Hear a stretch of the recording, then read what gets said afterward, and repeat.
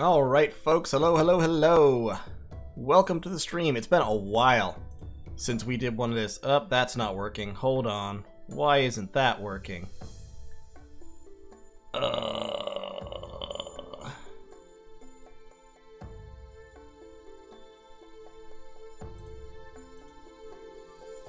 One second. We're still, apparently we're still having some kind of a technical difficulty. Why is that not showing the actual game? Hang on.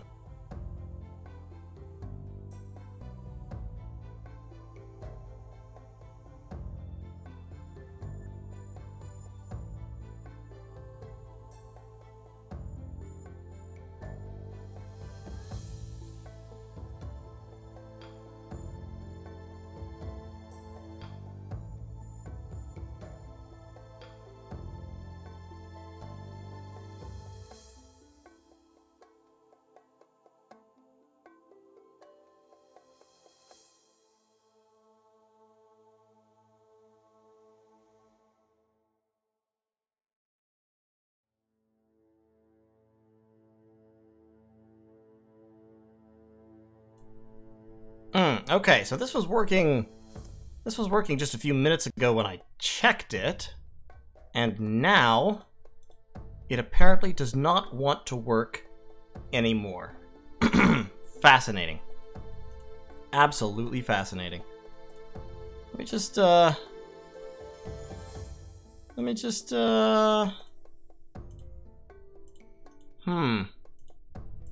a little confused.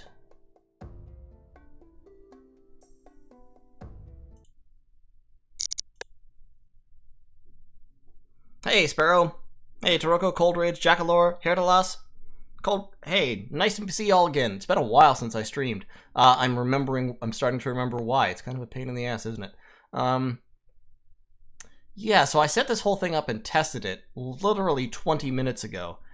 And now, I find that it does not want to actually see the game, you know, running and stuff. So bear with me. Bear with me while I make some tweaks, I suppose.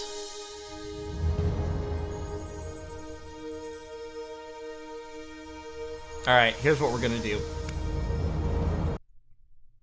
We're gonna change the way the game is displaying. I think if I have it in windowed mode, I can alter what I'm trying to look at, and we can see it properly.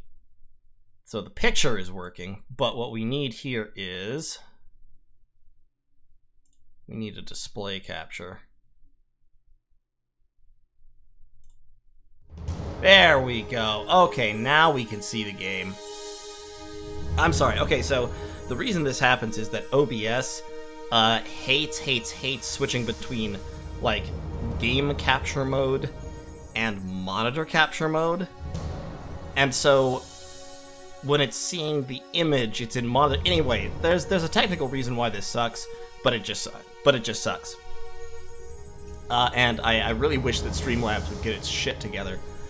Realistically, I think the way that people deal with this is with a capture card. I'm going to turn the music down, by the way, because the music is loud as balls. And, like, there's no option for it not to be. Okay. That's better. For some reason, it started off at maximum volume. Who am I playing, Ballenston? That's one of those questions. I think we're going to play the Gaelic tribes. So, Aggressors Ancient Rome, in case you didn't know, is a recently released-ish independent strategy game that's designed to be sort of a very modular Civ-alike. Is that music still audible to you guys, by the way? I can turn the sound up if not. And the main... the developer, Pavel, actually sent me a press kit for this game, like, at the end of February, beginning of March. And I've kind of been playing around with it a little bit. I haven't had the time to really dig into this game really deeply, but I've got a few hours into it. I've figured out, I think, most of the basic mechanics. There are still things that catch me by surprise, so this will still be a learning experience together. But I think that's part of the fun of it. So, Aggressors is actually the game itself. Ancient Rome is technically a mod, because what they've done is they've built a fairly simple turn-based system that's designed to incorporate a whole bunch of other, you know, a whole bunch of potential eras, nations, etc. So we can go to load mods. Ancient Rome is the basic mod. I also have Centurion and Orient, and there are a few others available that people have created on the Steam Workshop, mainly the Sengoku mod and the Slow Text mod, in case the game isn't slow enough for you yet. Stalin has knowledge, which is excellent. There's also a Deutsch mod, so if you are German, that might help you out. There are various additional scenarios, so we can look at scenarios for the current mod that I'm in, the Gaelic Wars, 2 turns per year, British Islands, the Siege of Troy, all kinds of cool stuff there. Don't know what the average quality level of those is, because I haven't really played them much. I've been mainly playing with the default scenario. So, let's hop in. We're going to go with the Ancient Mediterranean world, just the standard scenario. And that's the map. That's the map of our scenario. We're centered around the Mediterranean Sea, and we have a variety of different nations scattered around the place that we can play as. I've been playing as Rome. Playing as Rome is interesting, but I think I want to... I don't know, in Ancient Rome games, I've always kind of liked playing barbarians. So we've got a variety of barbarian kingdoms out here. Now, Aggressors just kind of divides people up into 5 categories. You've got Romans, you've got Carthaginians, you've got Greeks, you've got, I believe, Egyptians, and then you've also got barbarians. And they all kind of share a tech tree. So all the barbarians have the same tech tree. The Roman faction has a tech tree, the Carthaginian faction has a tech tree, etc., etc. The Seleucids and the, like the successor states over here all have a tech tree. Can I play the Iceni? I would absolutely play the Iceni if I can, but I don't see them on the list. Epirus, Seleucids, Antigonids, Ardii. We got the Celtic tribes, but those are not the Iceni, definitely. We got the Iberians, so the Spanish tribes, the Gauls, the Odrysian kingdom, the Bosphorian kingdom, Pergamon, Massilia, which is a Roman ally state. Yeah, I don't have Britain on the map. I think that may be in the Centurion mod, potentially, which I have never played, although it should be very similar. If we look at Centurion, I've never opened Centurion before, I just have it downloaded. I glanced at it real briefly. Yes, it's Centurion you're thinking of, so this is quite a bit larger. And who's that?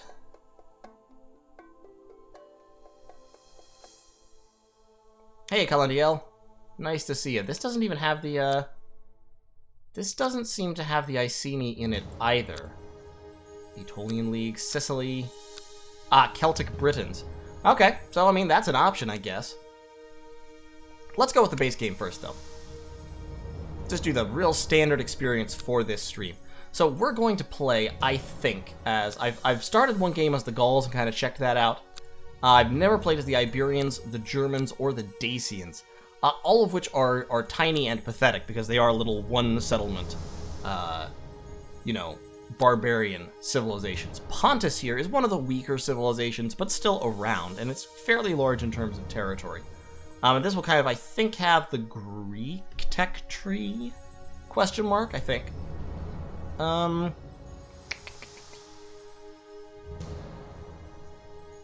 So, Stalin is saying the Germans, which I anticipate would mean, like, the Celtic tribes.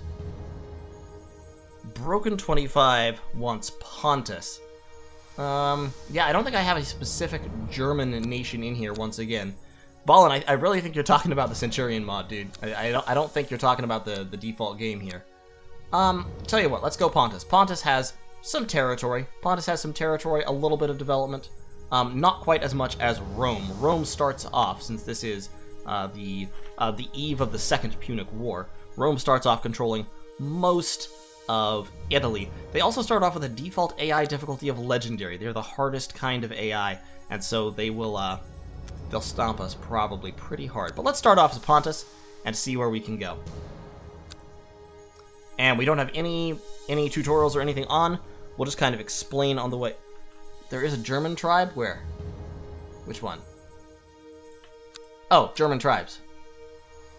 Okay, what the hell? Let's go German tribes. Why not?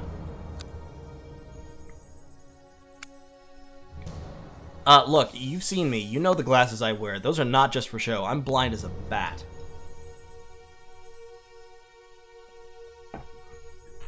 And what's even more scary is I spar with my glasses off to avoid them being damaged, so, you know. Always, Tarako. Always and forever.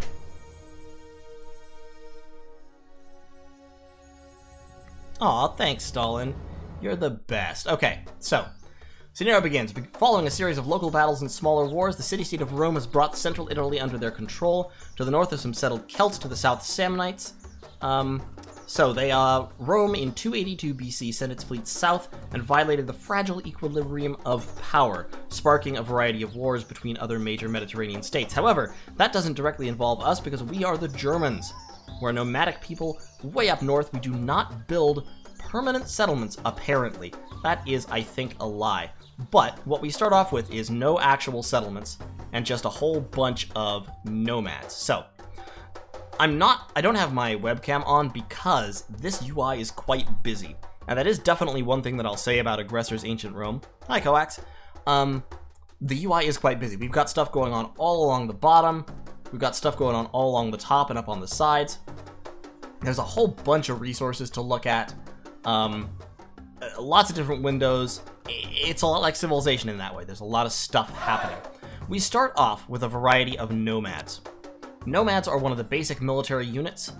They're fairly low level, a little bit weaker than most standard infantry, 1 attack, 1 defense, but they can build towns, and they are also self-sufficient, so they don't need any supplies. They kind of take care of themselves. If we click on Nomad here, this shows some information about the unit itself, as well as potential upgrades you can give them, and terrain bonuses and penalties. So we can see here, Nomads get a penalty to attack strength in deserts, but they get a big bonus in forests and they get a big bonus in hills. So terrain is quite important in this game. They also get a pretty substantial bonus in mountains. And they're offland swamps, but they can build cities. They do consume food and gold, they just don't require any supplies. That's what that self-sufficient thing means. So one of the first things I want to do is actually get a settlement built, but up here we're all in plains. And so it might be a little bit difficult. These are mountains that my infantry cannot cross. And you can see here, you've got multi-turn movement. Multi-turn movement in this game is a little bit wonky. Your units actually move at the beginning of your next turn instead of the end, which does mean that sometimes you end up moving into situations that you don't want if you're performing multi-turn movement. I really wouldn't recommend it in my experience so far. So we're just going to move our units out a little ways and see if we can find some see if we can discover a little bit about our surroundings. That is a stone quarry. So, there's a whole bunch of different resources. Gold, coal, stone, iron, food, wood, knowledge, influence, citizens, and happiness, which is kind of a resource by itself. All of this stuff over here, these 5, or these 6 really, are produced primarily by mines and terrain. Knowledge is produced by cities, as are citizens, which are spent on creating units, basically. So for anything that isn't any of these ones, you have to find a mine or some forests for. This one you build up cities, and this one you also build up cities. Right now we're just gonna kind of move south, I guess. So that guy, okay, so that's multi-turn movement right there. You can see here that's activated. In order to cancel that, I have to hit Q, and that cancels the multi-turn nature of the movement. Not sure where I want to settle exactly. We can see the mini-map down here where I am. I'm kind of over in, like, northeastern Europe, like around the Poland area or so, and most of the map is just covered by fog. I do like the portraits they've got going on.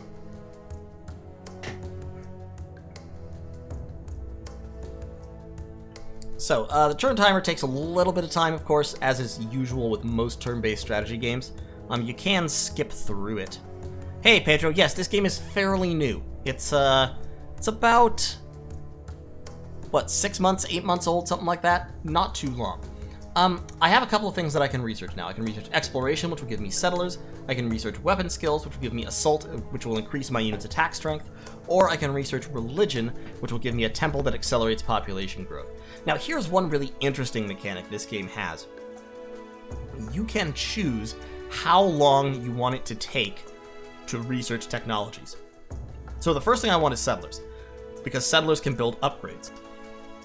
So we're going to click on that to select this technology, and then we can see here, okay, I can take 3 turns to finish it. It will cost me 12.5 knowledge and 3 gold. Or I can pull back and take 5 turns to research it. It'll only cost me 8 knowledge and 2 gold. That's the one I'm going to go for because I haven't yet really developed anything. I have a little bit of time. So we're going to choose to take 5 turns to research that. Unfortunately, all of my people are unhappy. Which means that my units are going to get weaker. And basically things will just get worse. Why are my people unhappy? Hard to say. Currently... it's because we don't have a capital. I have to wait for that to go away. Yeah, it's because I don't have a capital, so I'm losing 50% of my total happiness due to just not having any cities. That I need to change really, really quickly. State Decision Raids is available. I don't even know what that means, actually. This is all plains and scrub up here. There's some forest down there, and I really want to be near some forest so I can get some wood. Yes! So I think I'm going to found a city. Plains, forest, scrub, forest. I would like to get down here and found a city. By the river. So we're going to...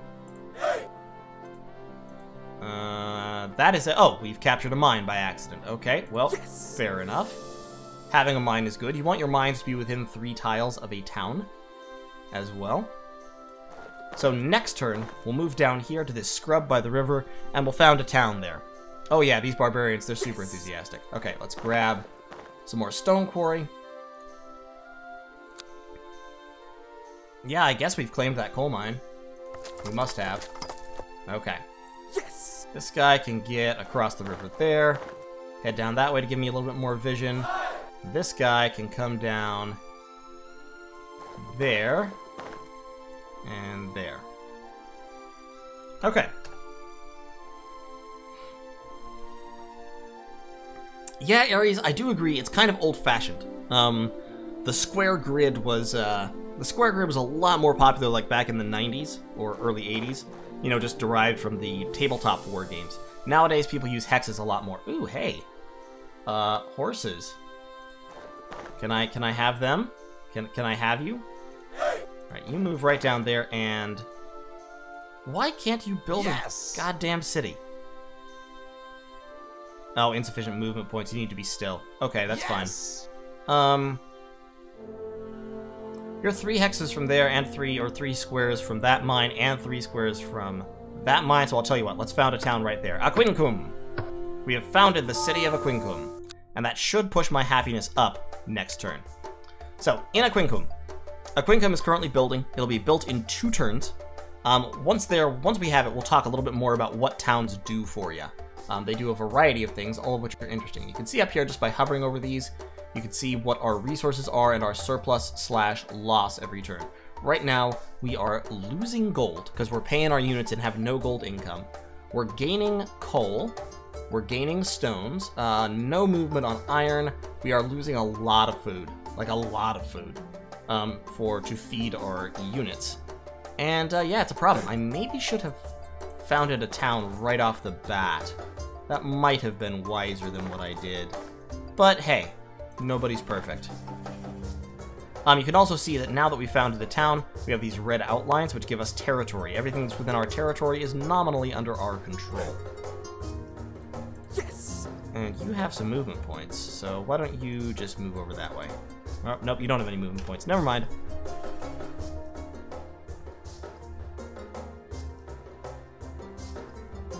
Okay, we've got some animals migrating through our territory. I feel like maybe I should be able to hunt them or something.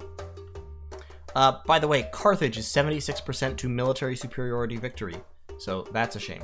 Okay, so we now have happiness. In terms of food, we are now actually gaining some food because we have Aquincum, which is helping out.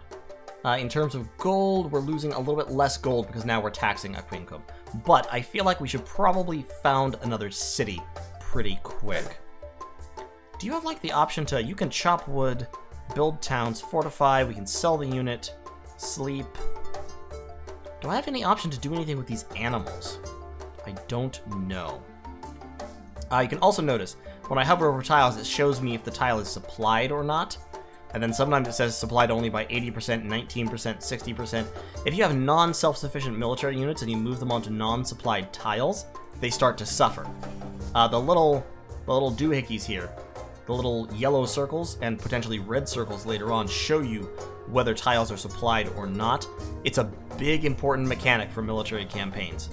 So you really have to kind of keep that in mind. Hey, Escortigan, how's it going? That's a forest. I would love to have some wood. So I think I'm going to build another town. Somewhere over in this-ish region. That's all scrub, grass, forest, hill, plains. Let's move right down here. And, ooh, there's a stone quarry. So yeah, let's build a town right there. Let's build Emona. Right in that little area. Pretty sure you need a different unit to hunt. Well, that's disappointing. User. Yeah, keep going this way along the top of the map, and let's see what we can find.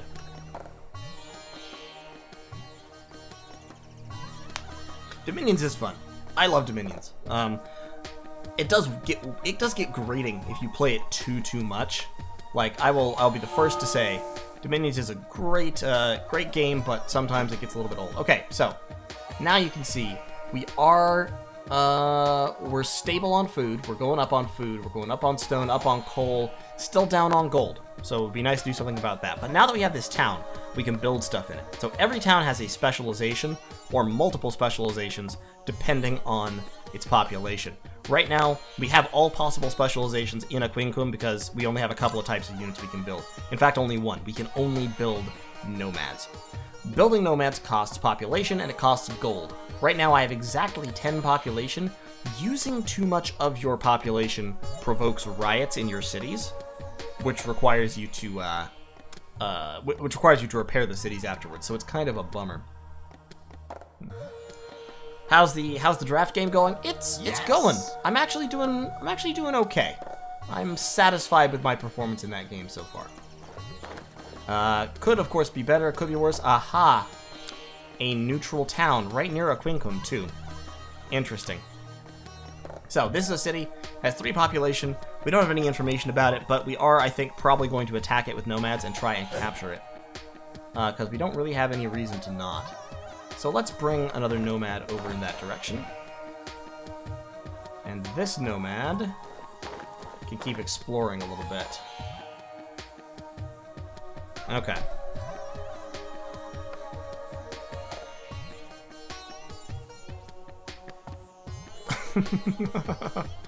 Super combatants are tons of fun. Alright, so. What else have we got? Not a whole lot new up there. So, this kind of gives us an idea of how the attack will go if we attack this place. Right now it says short odds. Our nomads are not very powerful. And we don't have any real good terrain around here. So, because if we look at our nomads real quick, we can see that in Scrub they get plus 10% attack, but nothing else. So not very powerful in the Scrub. Unfortunate, because I would love to take that town. However, I think I'm going to go claim that... Do I own this stone quarry? Yes, I do own that stone quarry. It's producing 2 stone, because it's in my territory, you see. So that stone quarry is producing 2 stone. That's producing 1.5 coal. And that stone quarry is producing a further 2.6 stone. So my stone production is actually pretty good. It's everything else that I'm suffering on. I am now neutral on gold because I am taxing Emona as well as Aquincum. Do I know about the starve out mechanic? I do not. What's the starve out? Can I cut off all their supplies by surrounding them with my territory? That would make sense given how this game works. So I guess I'll try it. Okay, let me try starving them out then. I mean, I don't want to destroy the town. I want to take it. So let's see how this works. Ballenstallen obviously has actually played this game more than I have, which is great because it means I can ask him for advice if necessary. We have now gotten settlers. Settlers are fantastic. Settlers are your builders / terraformer units. You have to have them. If you don't, then you're not even. You're not working out. Temples would take. Ugh, that would cost all of my knowledge. Okay, let's pay all my knowledge to get temples. As for Sopiane, you move there. You move there. You move there. Let's take all the territory around this guy, and that is an RDA warrior. Warriors are a slightly more powerful military unit. They can't build cities like nomads can, but they hit a little bit harder. Don't really want to fight them if I can avoid it. Unfortunately, that might mean that I have to like build somebody in Emona.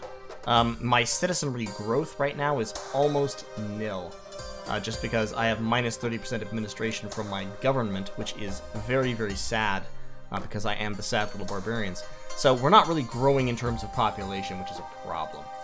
If we go to my state window here, we can see my government type, what I'm researching, my capital, foreign relations, trade, state decisions, etc.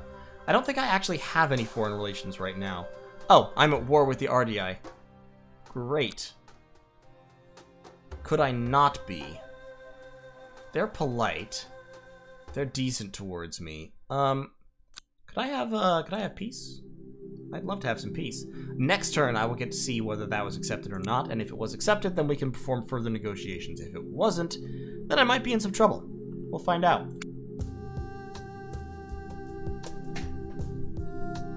I don't believe so, Ares. I believe this game was built on a custom engine. Are you ready? They don't want peace. I have now decisively learned that they don't want peace. We managed to hold them off though, which is good.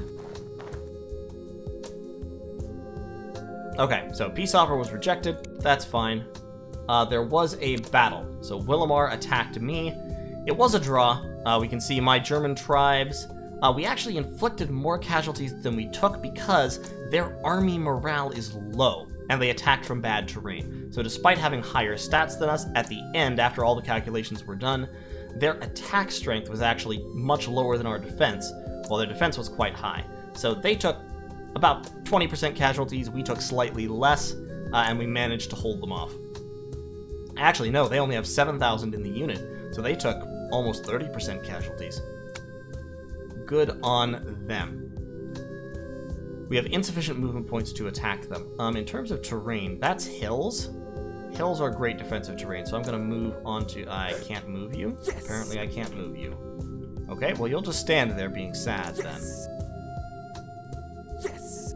I know an enemy unit is on that tile, that's why I want to attack it. I guess everybody's used up their moves, so... let's see what the RDA are going to do.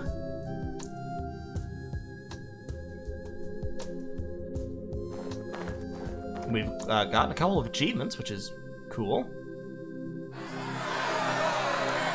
Okay, so we starved the city out and they join us.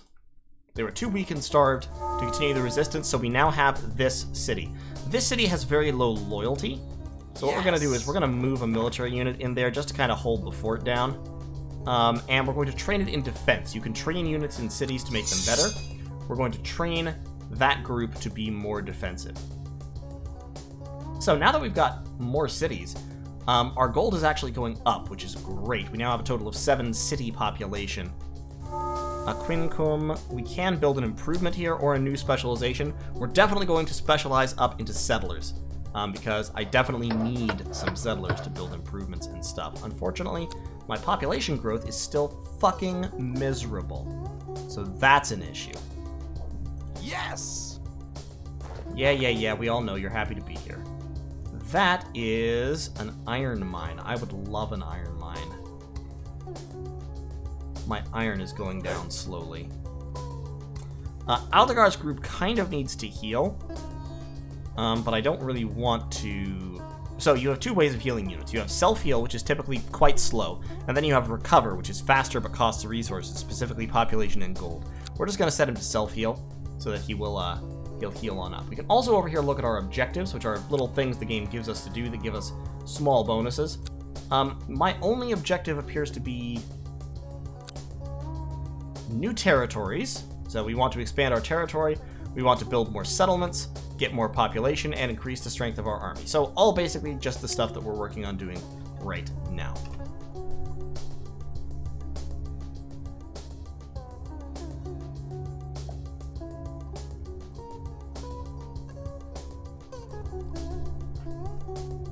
Okay.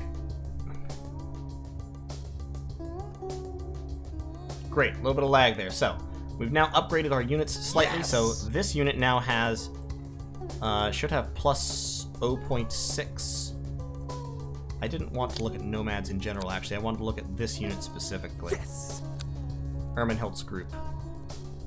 I did just train them in defense, so their defense should be larger. Yeah, so their defense should effectively be 3. Since it was increased by 50%. As for the city, loyalty is going up, but very, very slowly. So I think what I want to do is, I think I want to build some defense. I don't, I'm out of money. I'm like completely out of money. We're just going to leave that unit there for now. And we are going to move into this RDI territory and start claiming it for ours. Specifically, we're going to move towards their iron mine. And you, sir, can fortify in the town there. It's a neat little game. Like I said, I've played it for a little bit of time. I've never played as the Germans before, so this is an interesting change, starting off nomadic like this. I will say it is slightly clunky compared to a lot of the, you know, the older, more refined strategy games like the Civilization series and all that. But it has its charms. Oh, and there's a gold mine too. Yeah, I definitely want to steal all the RDI's shit. What's your loyalty at now? 24%. My god, this is gonna take forever. I can't really afford to specialize y'all in anything. I do, however, I'm up to 18 citizens. Why am I up to 18 citizens? I don't actually know what caused that sudden jump, but I'll take it because I want a settler. I don't have the money for a settler, but I want one.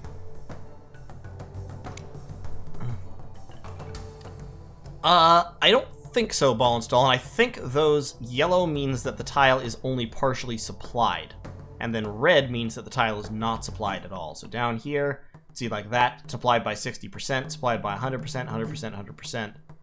That's what the circles mean. The circles mean the tile is only partially supplied. And insufficient movement points. Okay.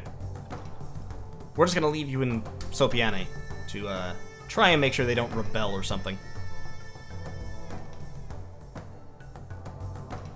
Since people there are happy, but quite disloyal.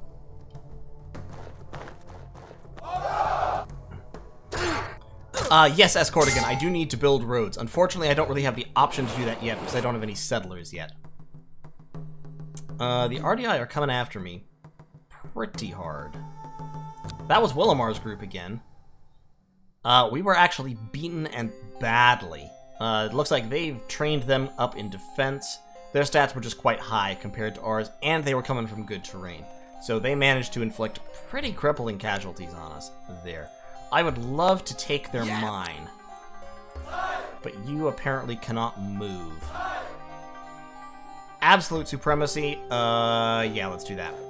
Let's attack the mine. Stab that mine with your spears. Okay, we took some casualties, we stole 9 iron, and we captured the place. So we've got this iron mine now. Yes! Now we need to repair it. Repairing it will cost money, unfortunately, and gold-wise I am suffering somewhat. But if I can take their gold mine, then I'll be able to use that to recoup my losses. So let's repair that iron mine real quick.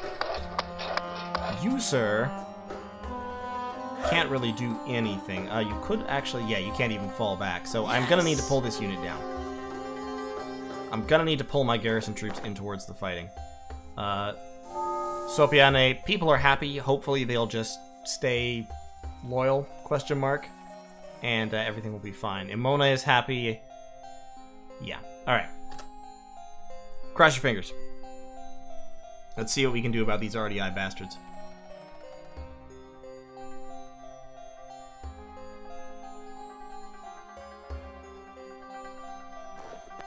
Yep, here they come attacking again. They might destroy this unit.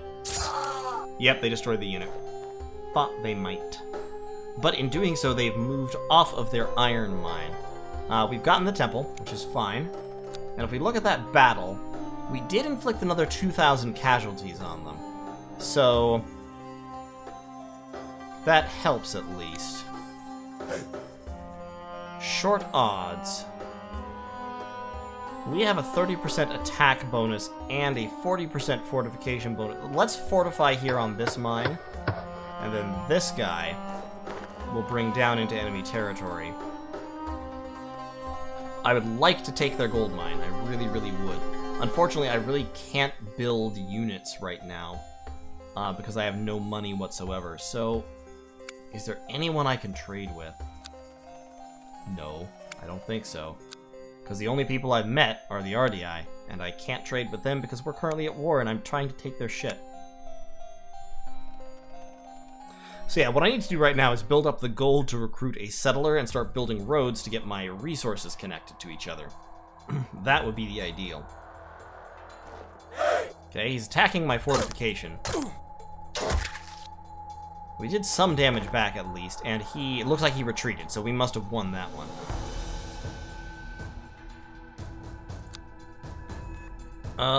Well, no, it was a defeat. We lost that one. We took a ton of casualties, but we've inflicted enough damage on him that he should be an easy mark at this point. Let's come down into the woods here. I don't know why that popped up. Yes! And you, sir... I could pillage this mine, but I don't really want to do that. I just want to stay here. I don't know why Emmerich's group has no movement points. I think because they were attacked. So just, yeah, just stay here, fortified. And hope that these guys can't kill you if they attack next turn.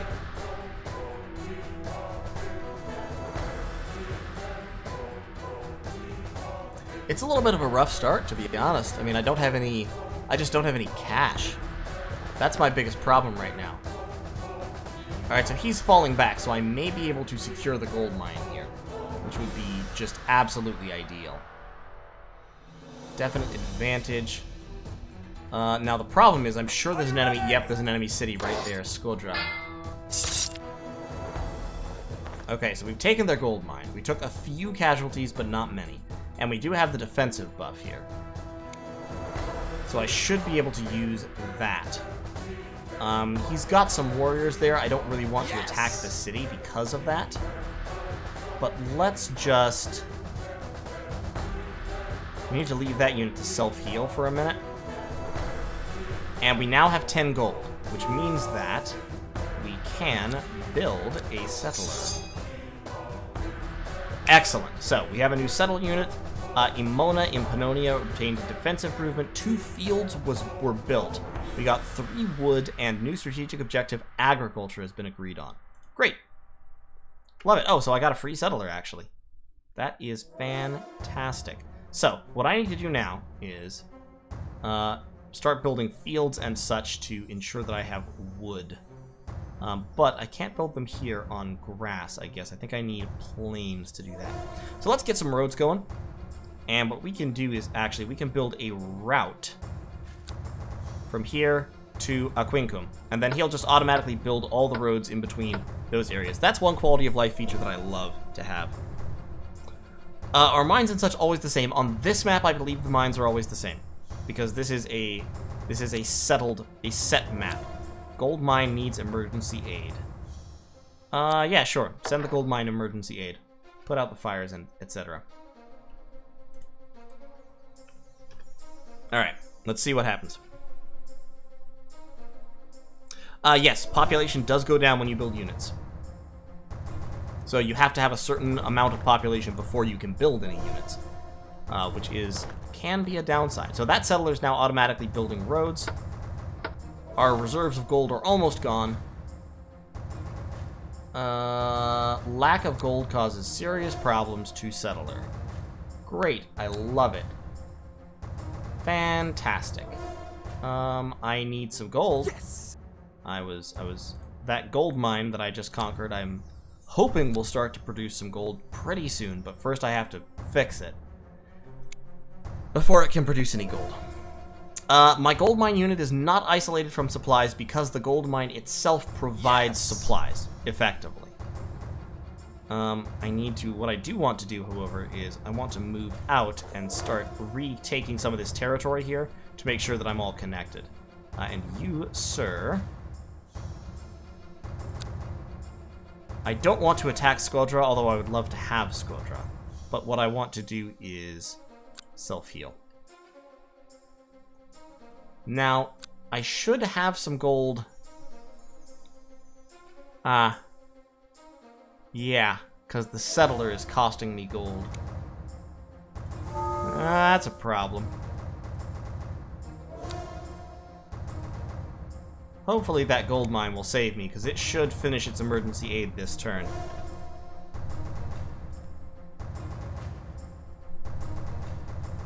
Hopefully, hopefully, hopefully.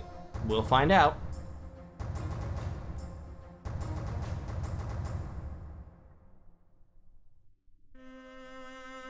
Who knew that gold was so important to the nomadic German tribes? Okay, so we've gotten temples. We can now get coinage, except we don't have enough resources to actually research it. So instead, yeah, so I have some gold now. I'm just going to skip technology for right now. Thank God we found a gold deposit. Okay, so we've got this gold mine, and it is producing. It has no production because it needs to be technically repaired as well. So let's repair that, because we have a ton of stone. We've been stockpiling stone like hell. Like, of all the things in the world, we have so. Oh my God. Well, there's the RDI. They've got another group of warriors. This is bad. And my mouse disappeared. Great. Okay, so the RDI have more military forces real close that I don't think we can really fight off just because we don't have the resources to do so. Let's build a route. Building roads to mines increases their production. I don't need to worry about the stone. I would really like the gold mine to have increased production but I have to get close to it first. Because the road, it's the road within, leading back to a town within 3 tiles is what gives you the bonus. I would love to have peace with the RDI. I tried it before and they wouldn't go for it, but let's try it again. Their attitude to me is actually amicable, due to internal administrative changes. They don't like my dishonorable military actions, but hey, I'm like, I haven't done anything dishonorable, I just took your shit. That's perfectly honorable, right? Right? This settler, meanwhile, needs to move out to this plains, and I apparently can't build farms. Oh, I bet I have to research something before I can build farms, don't I? Don't I have to do that? The birth rate policy. Yes, there's a way you can affect population growth by spending money, but I haven't done it yet. So the birth rate policy up here, this is the state grant, so we have minimal support for birth rates right now. We can actually change this by city. Right now, I just don't have the gold income to really do anything. Because it all costs gold, and I don't have any gold income yet. Once this mine gets up and active, I might. But for now, we just have to rely on our very slow standard population growth rate. It has speeded up because I have more cities now, but it's still very slow because of that minus 30% penalty that I've got. As for my units, you are... Yeah, fortify on the gold mine. We definitely need to hold that. And you... I want you to build a route to there.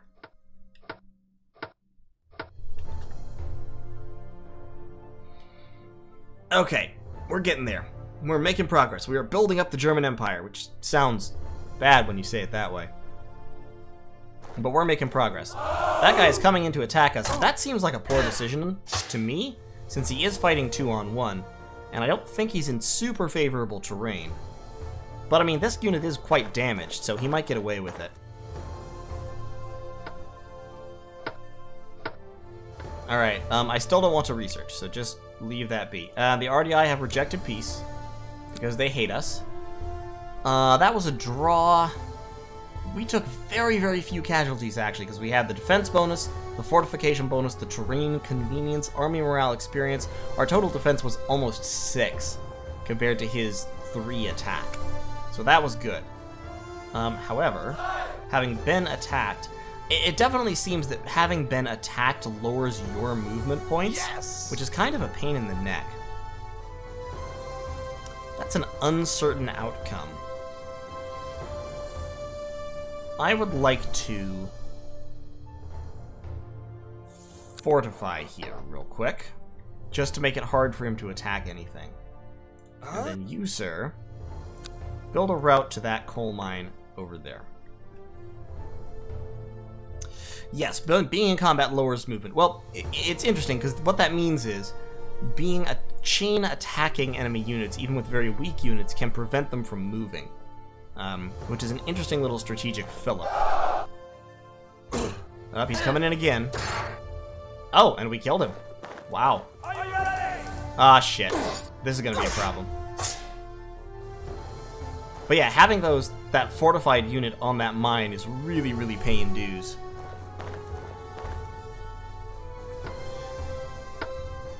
No, I still don't want to research. I'm still poor. Okay, so Gasto's group was defeated. We took 3,000 casualties, but we actually killed them because of our ridiculous defense bonus. Then we were attacked again. Our defense bonus was a little bit less ridiculous, but we inflicted a lot more casualties than we took. So Ermenhild's group is getting pretty beat up, but it's holding. One thing that's worth looking at, worth noticing, is you do take a penalty for being in consecutive battles. They have a nomad of their own here, as well as the city there and some warriors. Could I potentially take that town? No, not yet. Keep self-healing. I also desperately need some military units, and it looks like my actual city population has gone down.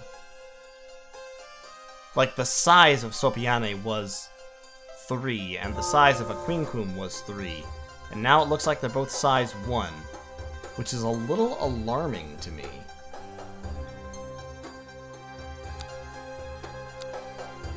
It also looks like my gold mine isn't producing any gold, so that is a real bummer.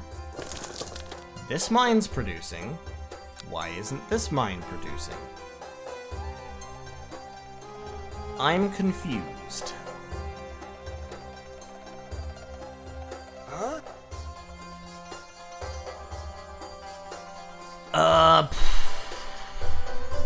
I may have to sell a settler in order to recruit another nomad. So I guess I've got 2. Yeah, I'm gonna go ahead and sell a settler in order to get another nomad, because I desperately need more military power. Let's get you down into Sopiane, and then I need you to build a route to that gold mine. Okay.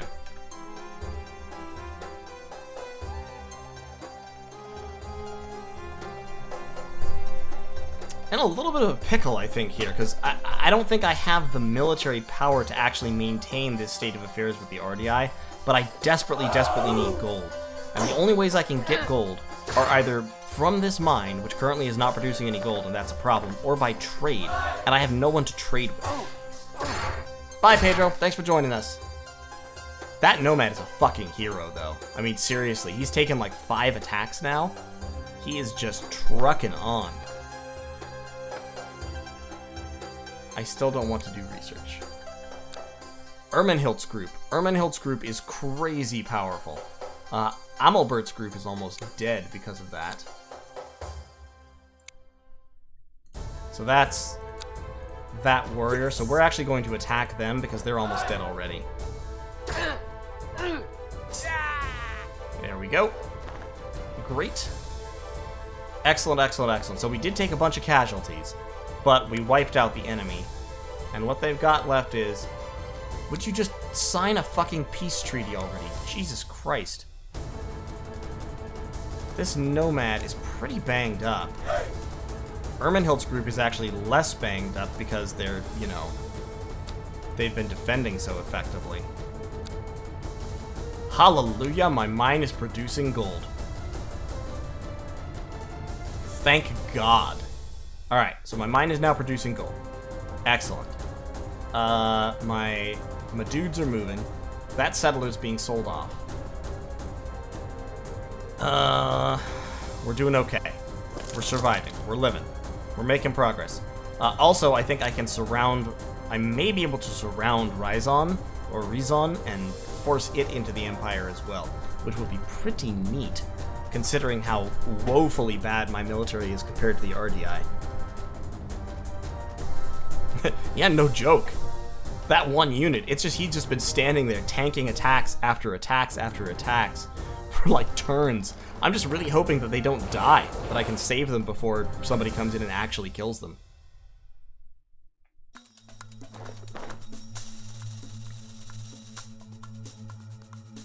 I am actually going to start researching Assault now, but I'm going to pull back. I just got a lot of gold for some reason again, so yeah, 5 turns. Do you want to accept a peace treaty from the Roman Republic? Yes, I do. Can I then offer city visibility, map exchange, and... I can't offer road usage. Map item info, foreign trade routes. Okay, let's just offer city visibility and map exchange. And let's offer a ongoing... Oh, we don't have a trade route. Okay, so we can't trade with them. That's fine. And the RDI have agreed to peace. Okay, that's fine. That is just great. Peace has been signed. Our morale towards them is decent. Trade loss. We don't have any trade routes. We're right next to them. How could we not have a trade route? Okay. So, we're peaceful. I think they agreed to sign peace because they realized we cut their city here off. And also, Nomad Hildebrand here was not making much progress against our boy Ermenhilt. Ermenhilt. These are definitely Ermenhilt's heroes. They are the champions of that little war. By the way, of course, you can rename units in this game, so if anybody wants to be a unit, hit me up. I'm sure we can manage it. Right now, they're just going to stand here and... victor in battle, fought in battle, fought in battle, victor in battle. Ermenhilt. Oof, what's your experience? 26 out of 100. Experience is very slow in this game. Most units, it seems like, will die before they gain any.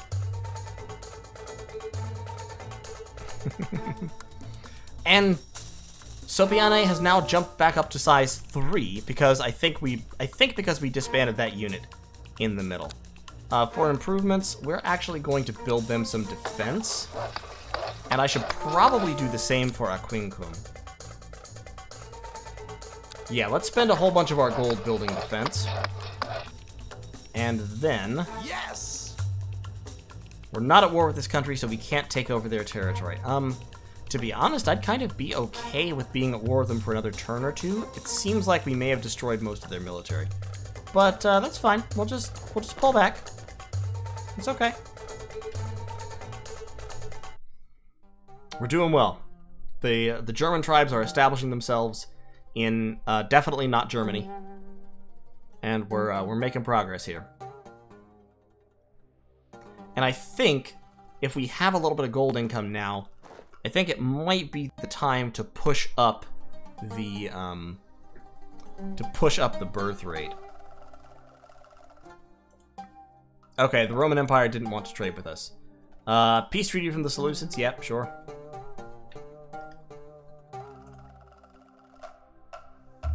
Yes! You are just gonna keep standing there and healing up. It'll take a little bit of time. You... Let's go... They're pushing their territory up towards us.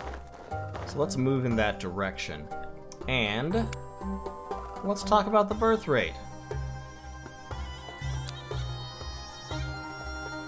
Limited support. I wish I could see what the gold effect of this would be.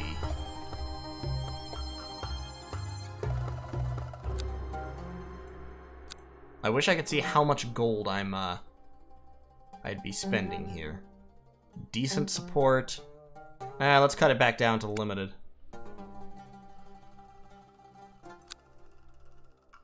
Yeah, it's not gonna tell us how much gold that actually is. Okay. That's a little bit annoying. I wish I had more information before the turn actually ticked over. But alas, 'twas not to be.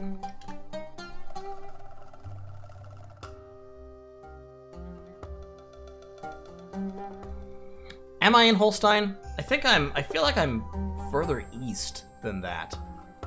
I feel like I'm in, like, the Eastern European areas. I don't know. We'll find out. Still building our roads. Let's get over here and claim this little unowned bit of territory in Illyria. Yeah, you're right. We're in Illyria, so this is the Mediterranean. So Italy will be right over here, I guess. Like, this area would be Italy. Worth thinking about. So we're actually, like, north of... we're north of Greece. Because Illyria is, like, the northern part of Greece. You can see here these little squares right around the town. Those are the squares that it can directly draw resources from if you build stuff in them. Sopiania, since it's size 3, can draw from a larger area. What I really would like, I'd really like to get agriculture so I can build farms.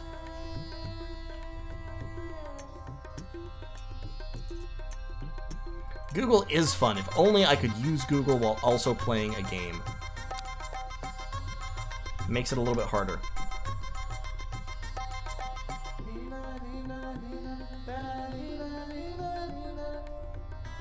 The music in this game is pretty good, too. It's a little odd, but it's pretty good.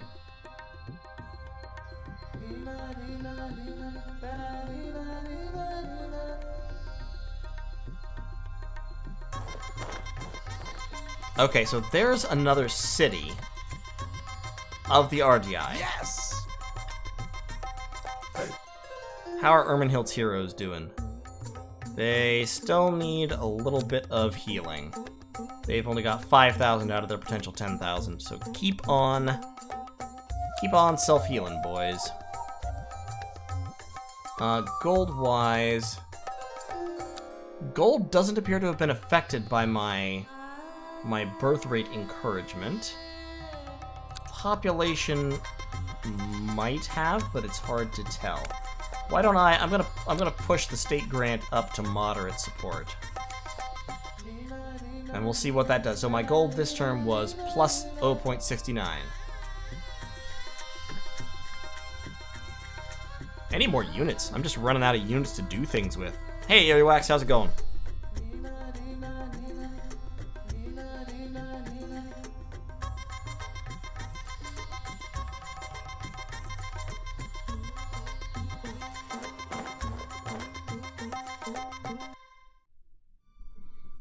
Alright, so that's unowned, so let's just claim all this unowned territory, because why not? The RDI have a bunch of settlements. They've got Rizon, Skodra, Sirmium, Fea, plus, I'm sure, some others. I don't know why that jumped like that all of a sudden. Let's just get back over to where we should be. Okay, so it looks like a moderate birth support, a birth rate grant only decreased my gold by 0.04. And my population growth jumped quite a bit. Is there a new Battle Brothers DLC coming out? I hadn't heard that. What DLC is this? I'm curious. I'm interested. I'm very interested all of a sudden. Yeah, you guys just keep healing real slowly. Actually, I'll tell you what, since we're not at war, go back to Sopiania and heal there. That'll be a lot faster. Yes! Northmen! Ooh. I will try that. Let's get a new specialization. I don't have the money for a new specialization. Never mind, let's not get a new specialization. And I don't have the gold. I have the population, but not the gold. I'm gonna have to wait another turn or two to recruit another nomad.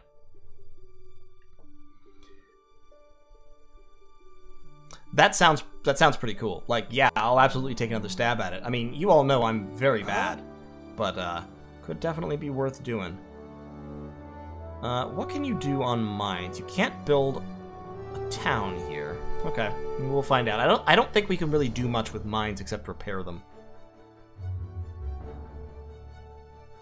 Battle Brothers is a great game. It's a very hard game. It's a game that I suck at, but it's a very, very good game.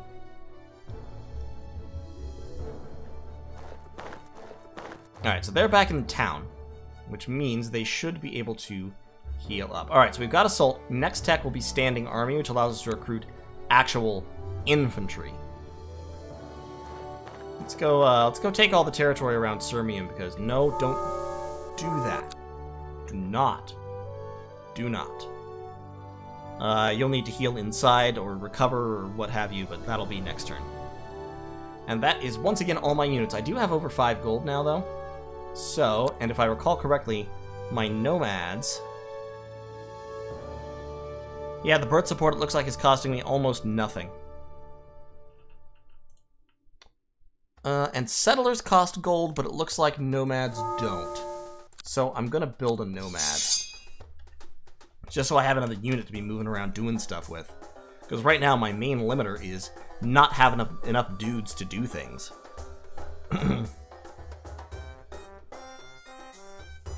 Yeah, if it costs that little gold, I think I probably will set birth policy to max, because, like, why not, right?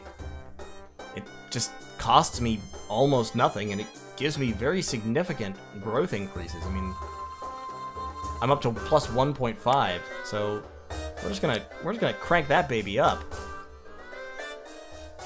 Ermenhilt's heroes now have the option to... I don't have enough gold now because I just spent it all. Man, that sucks. Well, they'll just keep self-healing real quick. And you move over that way, claim some more territory, and we have met the Odrysian Kingdom. It's at war with the RDA. Interesting, interesting, interesting. So where are they? So we just found their territory right here. And there's some RDA warriors, Wasa's group, heading over towards them. Let's hop into our foreign relations and send a message to our buddies, the Adressian Kings. We're also at war with all of these people. I don't know how we even know this because we've never met them. We're peace with the Seleucids, peace with the RDA, peace with the Romans. We're at war with the Adressians? Why are we at war with the Adressians? Why would I be at war with you? Give me peace.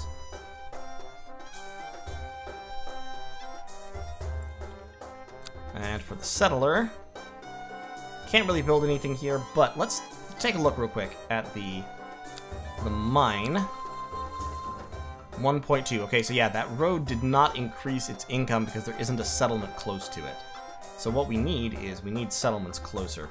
Let's build a route over to... No.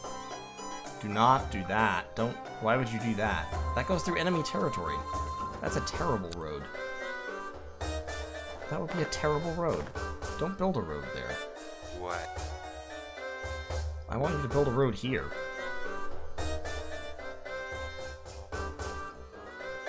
Yes! Which one? This one? Emmerich's group isn't terrible, isn't very badly off, actually. He's still got, I mean, he's low on soldiers, but he's still got pretty decent stats. Ermenholt's heroes, just, I want to heal them up completely, which I should do pretty soon.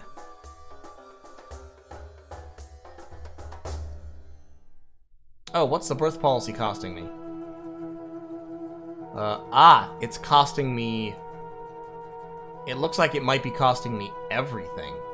Except not wood, not stone, not coal, but it's costing food... I'm sorry, not iron. But it looks like it is costing food, wood... Okay. Interesting. Looks like it costs food and wood in addition to gold. Okay. Worth noting.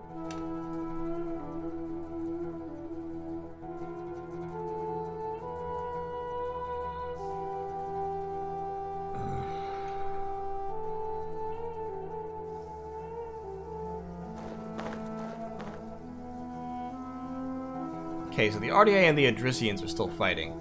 I'm not interested in really fighting anybody in war right now. Okay, now, this is one thing that I'll say. This is one thing that I have against this game. This game, this right here, this offered treaties, if you click OK here, that's accepting the treaty, and it goes into effect instantly. If you want to not accept the treaty, you have to change things. You have to hit cancel, or whatever. In order to not accept this, which I think is kind of bullshit. The RDA here are offering me unit, tile, and city visibility, which I'm okay with, so I'm going to hit OK, but see, treaty signed. It just automatically accepted that. No chance for me to adjust it, nothing. Their attitude is really good. mainly through an unknown factor. And now I can alter whatever treaty we have right now. Let's say I want foreign trade routes, because I want to be able to go through their territory. The Adressian Kingdom didn't agree to peace because they haven't known us for very long. And we've now met Epirus. So the diplomacy menu could be a lot better. God damn it, earthquakes, really? Where did the earthquake hit? The earthquake hit my coal mine, and I can't afford to repair it because my money is very, very low. But my population growth is incredibly high now. Ooh, baby. I actually don't think I want population growth to be that high, because it's going to place a real strain on my food. So I'm going to cut that. I don't have much food. I don't have agriculture yet. I can't, I can't food. I can't feed people. So I definitely do not want to have, like, 1 million people that I can't feed. Let's send Helgi's group over that way. And in fact, I think I already have too many people that I can't feed. That's a serious problem. Yeah, I'm actually running short of food right now. Yes. Let's claim some more territory real quick, because I can't build farms yet. I don't even actually have the option. And I don't have enough gold to build a town either, so build a road here. Ermenholt's heroes we can deploy off in this direction as well. For the farming objective, I need, so population, new territories for agriculture. I think I need to build fields, but I don't think I can do that yet. Like, my settler, I have never seen the option on my settler to build a field, which, if I recall correctly, fields have to be on, like, plains or something, and they have to be close. Like, okay, so, like, there are fields right up here on plains and grass, but I can't use them because they're not close to my city. They're not close to Aquincum.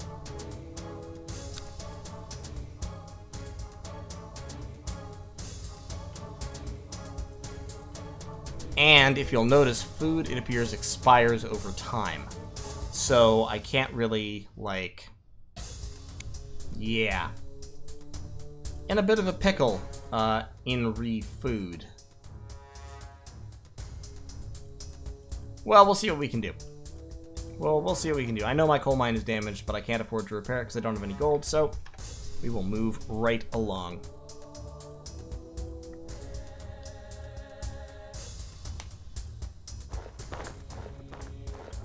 Okay, there's the Adressians. They've got a couple of warriors, it looks like, running around. And that is a settler of... I don't recall who that is exactly. The Ardier are going in on the Adressians, though. Which seems unwise, because their guy was already injured. But if I can, like, sneak in and take an Adressian town real quick while they're busy fighting the Ardii. Okay, the Ardii don't want to give us that. Yep, our reserves of food are almost gone. Unhappiness, because we are running short of food.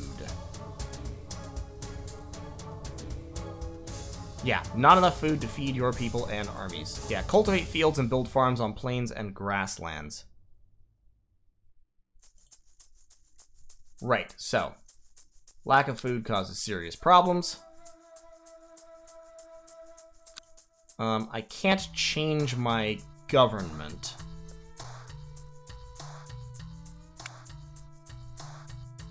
I'm not researching because I'm broke.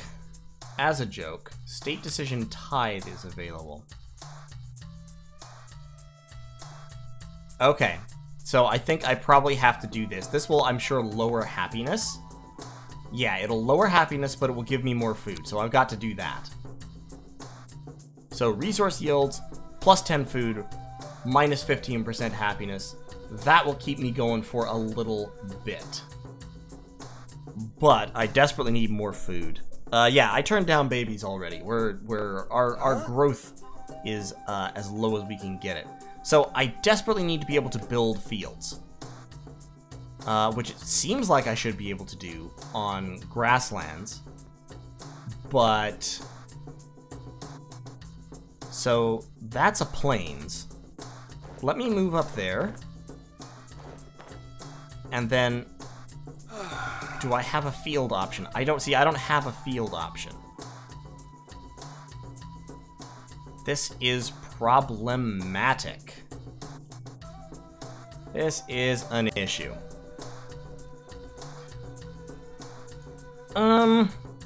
Okay, well let me try this square then that Helgi's group is on. Yes! That would be the place where fields could be built if fields could be built. Helgi's group is refusing to obey orders because I haven't fed them. And also there's only 3,500 of them now, so they hate me.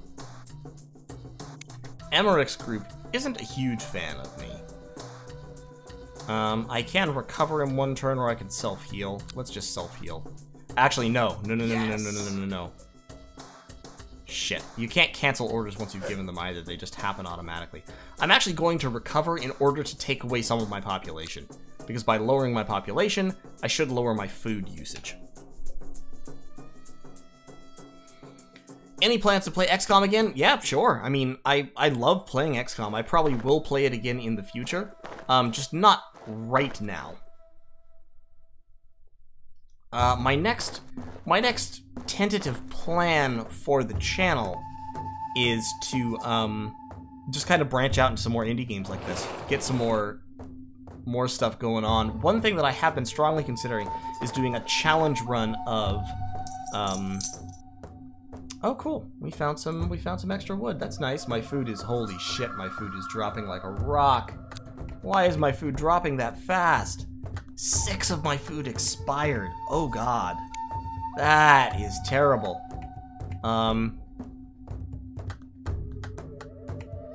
Yeah, I can't build anything there either. Okay, so yeah, we need to get over to this river, see if we can build a farm of some kind. My next plan is to, or one thing that I've been strongly considering doing is playing a challenge run of Sid Meier's Alpha Centauri, where I crank the difficulty up to maximum and show how to break the game. Which is very different from the run that I did last, where, obviously my first playthrough of Alpha Centauri was just sort of exploring the game as a whole. Which is interesting, and I really liked doing it, but it's not quite the same thing as showing off how the mechanics of the game really interact well. Can I soylent some of my own people? I'm pretty sure I can't do that. Like, I'm fairly confident that is not an option. It would, like yes. If I could, I'd almost be tempted, but... Yeah, because so I technically do have a surplus, theoretically, but... all of my food reserves expired, so I should be okay, because I'm making slightly more food than I'm using. But it seems like just going down near 0 is enough to inflict, like, very serious penalties. Sid Meier's Alpha Centauri is an amazing game. It's very old. It's a game from 1998, but it's really, really good. Okay, so the Aggressors have got 2 warriors in that city, and they are beating the shit out of the RDI. They've got 3 warriors in that city. Fuck. It looks like the RDI are just generally getting curb stomped from all directions. Which kind of makes me feel like I should go back to war with them.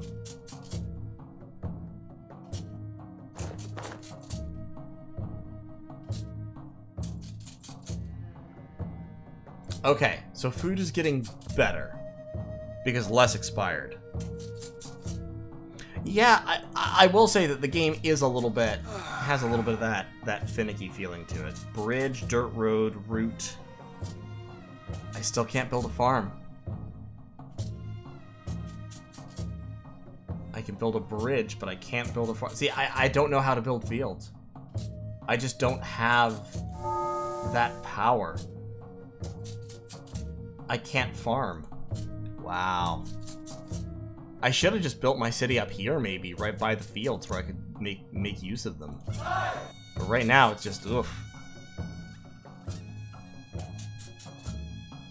I really don't want to fight these guys, so I'm just gonna, like, kind of peace out. Yes! I did not want you to fortify, but that's what happens when I double-clicked. So, in terms of technology, this is what my research tree looks like right now. I've got coinage, unknown, unknown, standing army, which gives me warriors, and then pretty much everything else is unknown. I just don't have the resources to research. Like, for one thing, I have almost no knowledge. And my knowledge is building up very, very slowly. So, it's going to take a long time before I can effectively research something. Kind of a problem.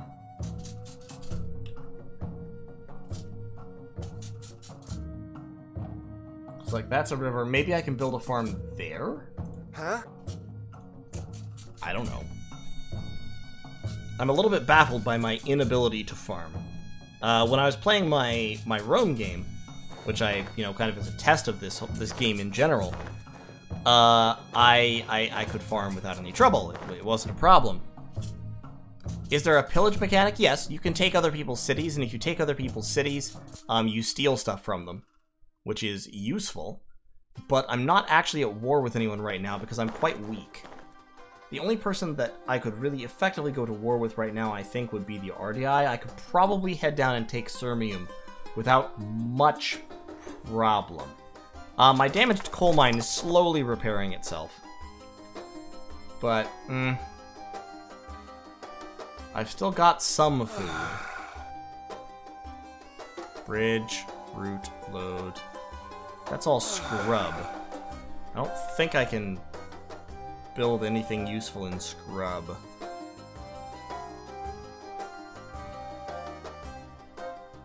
That's a swamp. Plains. Ugh. Let's head over that way. See if I can get something accomplished somewhere. Ah, yeah, barbs need tech to farm. Okay, well that makes sense then. That's what my problem is. So in terms of objectives then, new territory. So I definitely need to expand my territory, which is what I've been trying to do. I also need to increase my population, but I can't do that because I'm choked on food. I can't do the strong army because I can't recruit warriors yet. So really, it's exploring that I have to be doing right now. Yes.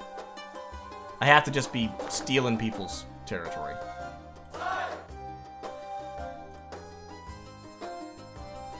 Okay, you move into the forest, please. So I may have to go back to war with the RDI.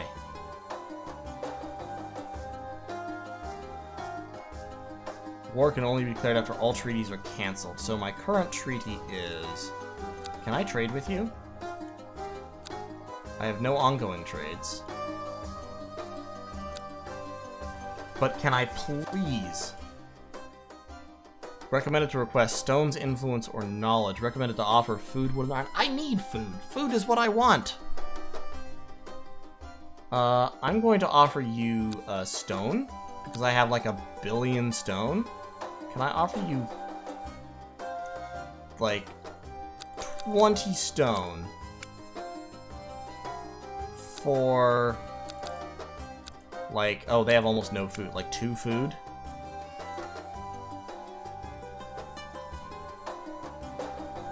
Trade length, so I think this would happen every turn. Let's just do it for like 4 turns. Offer.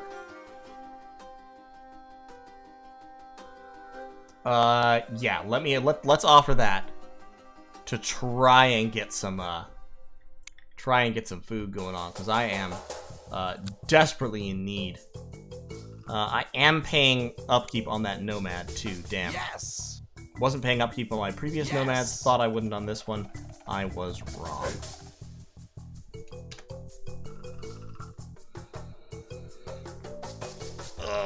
Yep, I need everything. I need money for technology, I need technology for farms, I need farms to feed my people. It's just a problem. It really is.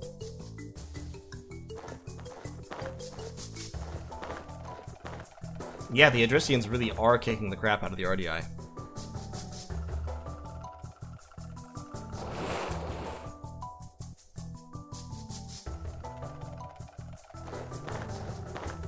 I really am starting to think that the thing to do here is to... Trade offer was rejected. Well, fuck you too. They joined the RDI? What?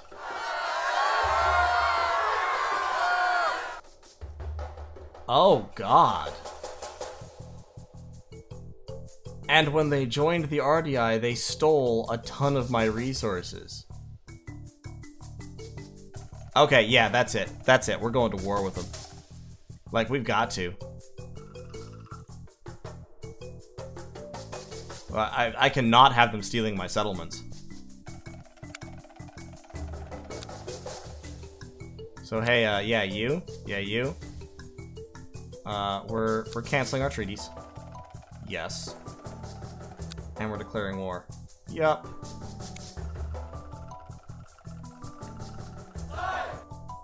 Uncertain outcome with Ermenholt's heroes.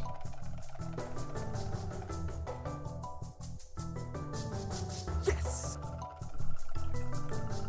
Get you down here. We're gonna take Sirmium from him. Yes.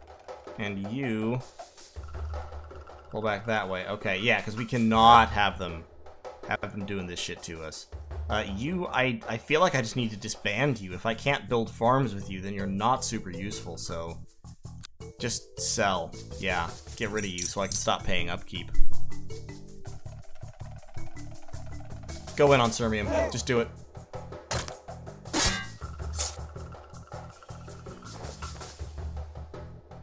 Okay, so we didn't win, but we also didn't lose anybody. So that's fine, I guess. Yeah, that's fine. We got some experience, didn't lose anybody, okay. Yeah, so we're gonna take Sirmium, and we're gonna cut off Sopiane, take that back. We're also gonna try to take Rezon. If we can, but we're gonna have to get some units over there in order to actually do that. Who has not moved? Huh? Everybody's moved, okay. Yeah, how dare they turn their backs on our proud and noble German barbarian people just because we don't actually know how to... Don't you fucking dare, Adrissia. Don't you dare.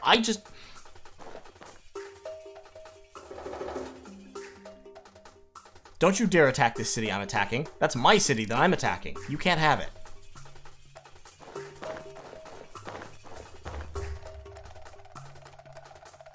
Yes, I know our reserves of food are almost gone. I know, I'm aware. I'm aware. Thank you. Yeah, we're gonna need to tie the game. No, we're not gonna tie the game. It'll be fine. We're going to take Sirmium.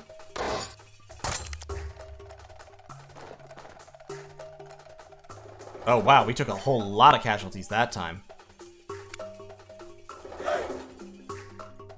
Yes. How damaged are you? You're pretty damaged.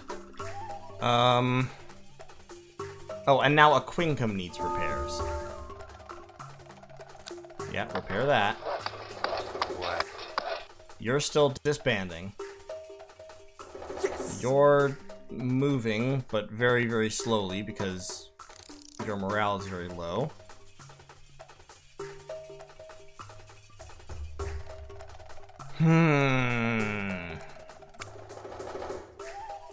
Hey, Adrissia, do you wanna, like, not be at war anymore? Great, thanks. Hey, Dacia, do you wanna not be at war anymore? Lovely. Who else? Epirus! Why don't we not be at war anymore? Great, great, yeah, great. Stalin, need I remind you, this was your idea. You did this to me. But to be honest, this game is just kind of to show off how this game works in base. So, you know, I think we're doing all right. I think it'll be fine. Don't worry about it. Don't even worry about it.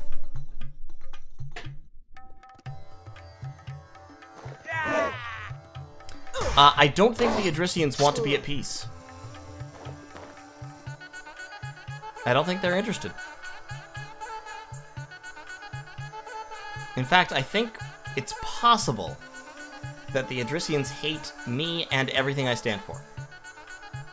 do you mean it's too soon to make such decisions? Yeah, sure, Athens, we can be at peace, that's fine. Fuck you, Adricians, you're the worst. Fuck you, Dacians, you're the second worst. I know our food is getting low. I don't have anything to do about it. I'm sorry, I can't help you. Let's tithe, because we've got a little bit more happiness.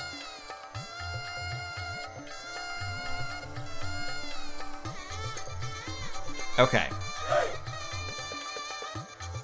Ermenhold's heroes have 0.1 attack. 0.1 attack strength.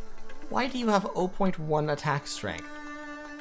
I think we're gonna need to fall back. Through enemy territory. You still have technically 2 attack, which is weird. You only have 100 soldiers.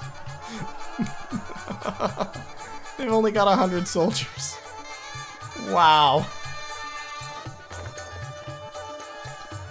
Alright.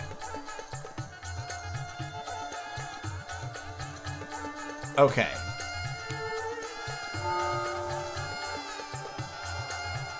Right. I love it. We're doing so well. We've tried so hard and got so far. And in the end, it didn't even matter.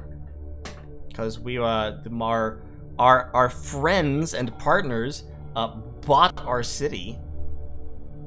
Our people sold us out for filthy lucre. How dare they?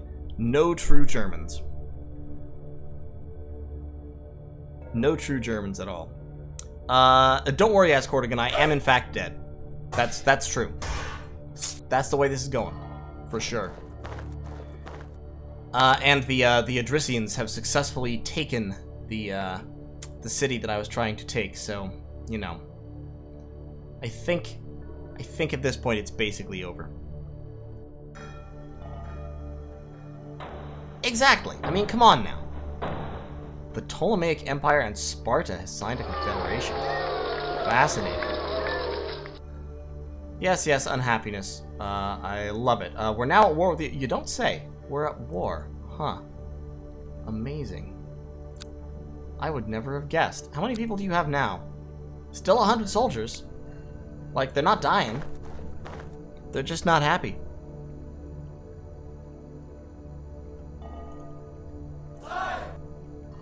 Dangerous position.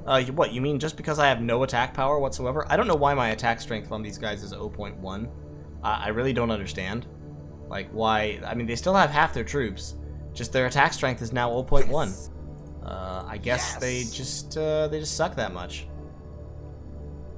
Let's recover. And the game crashed. Okay, great. I think that's probably a sign. I think that's a sign that we might need to move on to something else. In any case, that's Aggressors. Now, obviously, as Ball and Stalin said, that's one of the hardest starts. I didn't, in fact, like I said, I've never played the Germans before. I wasn't aware that they didn't know how to farm, which, you know, makes a pretty significant difference in a lot of ways. But they do have an unexpected error thing here. I have seen this happen twice now in the 6 or 7 hours I've been playing the game. So it does have that little bit of instability. Overall, I would say that Aggressors is a pretty decent game. I like it. It is definitely one of those games that I wouldn't say I invest a huge amount of mental energy in. Partially for reasons like this. A lot of things that happen in Aggressors seem to be fairly randomized, including the results of combat, generally speaking. The game is a little bit rough around the edges. It has the core of something really neat. And I'm definitely going to stick with it, definitely going to keep playing it for that reason. I think it's probably worth buying for that reason, because if you enjoy that kind of gameplay loop, it really is kind of nice. That said, difficulty, very spiky.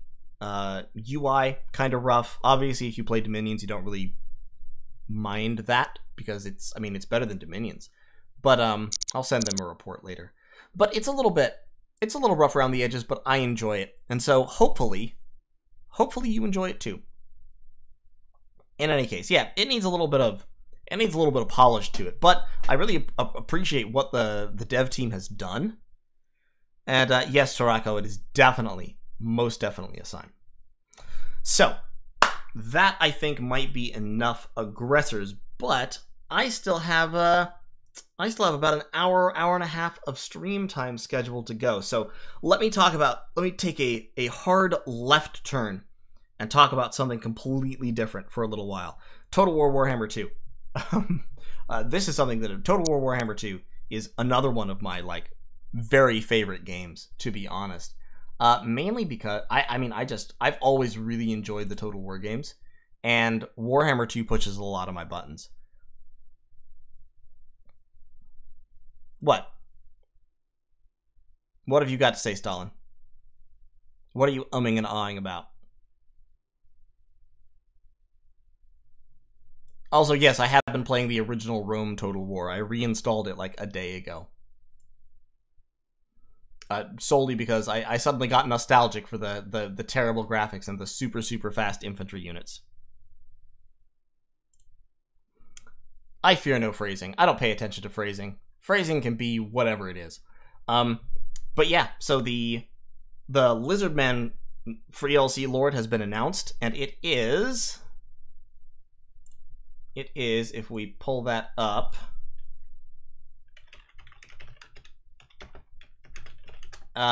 it is Tic-Tac-Toe. Good old Tic-Tac-Toe. I actually know almost nothing about Tic-Tac-Toe, but he has a sweet hat, and that's all I need to know. He's a flying lord. He's a good guy. He's going to give the Lizardmen a little bit more presence in the air, which is definitely something that I think they could use. Medieval Total War 2 was, in fact, really, really good. I still enjoy it tremendously. I still play the mods. I still play Third Age Total War pretty regularly just in my off time. As for whether the Total War games have gone downhill, I don't necessarily agree. For one thing, I didn't really like Shogun 2 very much. And I know that's just a personal preference thing. I didn't like the speed of the game. I didn't like the buildings that they added in. Of course, I was one of those weirdos who really, really enjoyed Empire. So, that says something about me.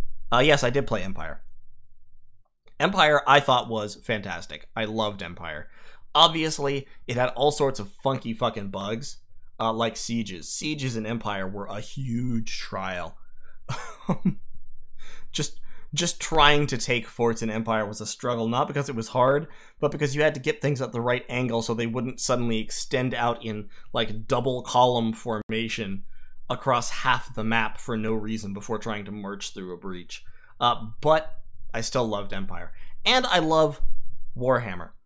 Warhammer is a very different game than a lot of the earlier Total War games. I would say primarily because we're about to go black for it. Well, actually, I probably can't shift over to game mode, can I? Damn it. I hate Streamlabs sometimes. It's just a pain in the neck. But Warhammer is definitely a slightly smaller scale, more tactical as opposed to strategic kind of combat environment. It doesn't have the huge scale that you could get in Rome or Medieval 2, where you had 240 units or anything like that. Hey Eric, nice to see you. Empire was, yes, it was the Revolutionary War one, but it was the one that had 3 maps. So you had Europe and the Americas and India, and you had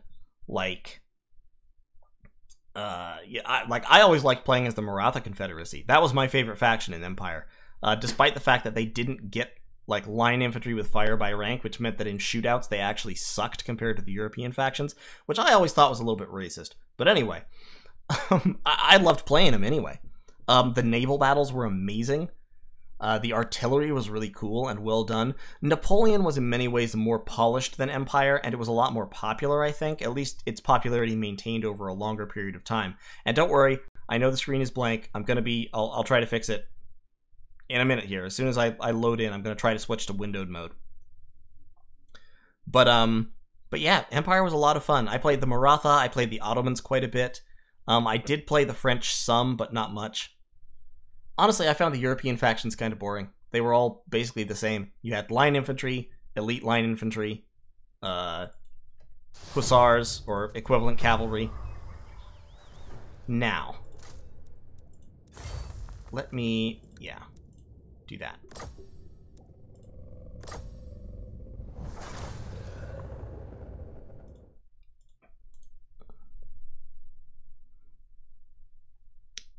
I'm trying to,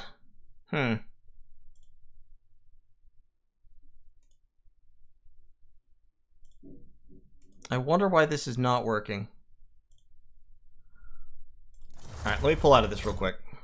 That should be on display capture mode, so it should be...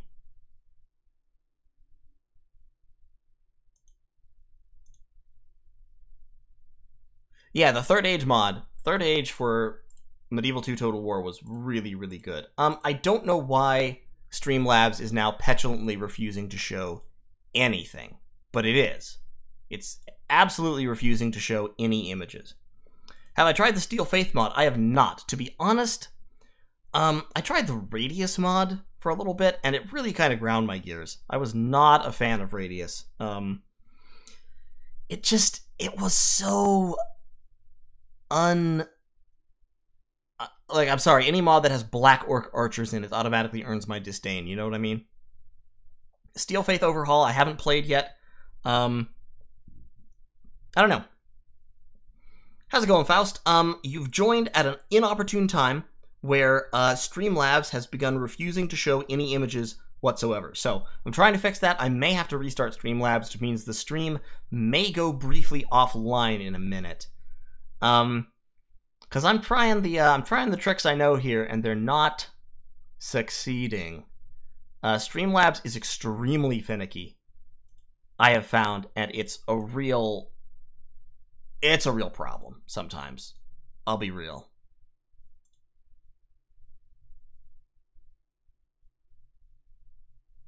Oh yeah, like Radius. What do you want? It's just not very, I don't know. It's just not very good, in my opinion.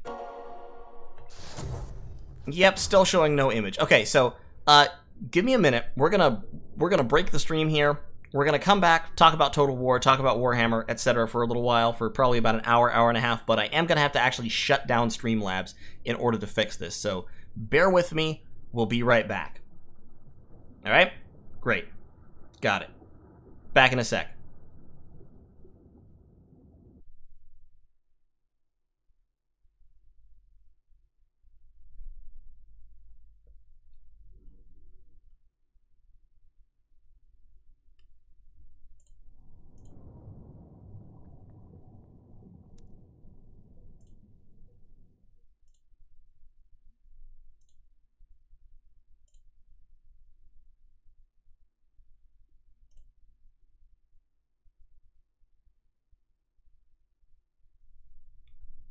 Okay, yes, I think we should be back. My viewer counter is now saying 0 viewers. I think that may just be an artifact of having to force restart the stream like that. Okay, gotcha. Are we back? Great. Thanks. It's not the end of the stream. It may be the end of the stream as you know it, or as you were thinking of it, but where the stream continues. The stream is alive. Sorry about that. Like I said, it's... really, like, the big name YouTubers, the guys who do this for a living and stream a lot and all that stuff, the way to do it is to have a capture card, a piece of hardware in your computer that just captures whatever is going on your stream, on your screen. Streamlabs is kind of a secondary workaround. I just don't have the money to shell out $500 or $600 extra for a capture card and then integrate it into my system somehow. So I am going to be looking into upgrading the system pretty soon, because for one thing, I need to get off my lazy ass and actually get my SSD installed to make games like this run a little bit better. And I also need to just upgrade my hardware in general, because I've had this computer for about a year and a half, 2 years now, and it's starting to show its age a little bit. But I'm really excited for the changes that are coming to Total War Warhammer 2. I mean, the Vampire Coast was lots of fun. I know a lot of people hate the Vampire Coast because it's sort of overpowered. And I understand that, like, Count Noctilus is a pain in the ass. He really is. He's a huge problem because he has a couple of the best spells in the game. You can just take everything else off him. He also has one of the best items in the game, and with all those summons and stuff, he's an army in a can for 2,300 points. So you can have the army of Count Noctilus, and then you can also take another whole army on top of that.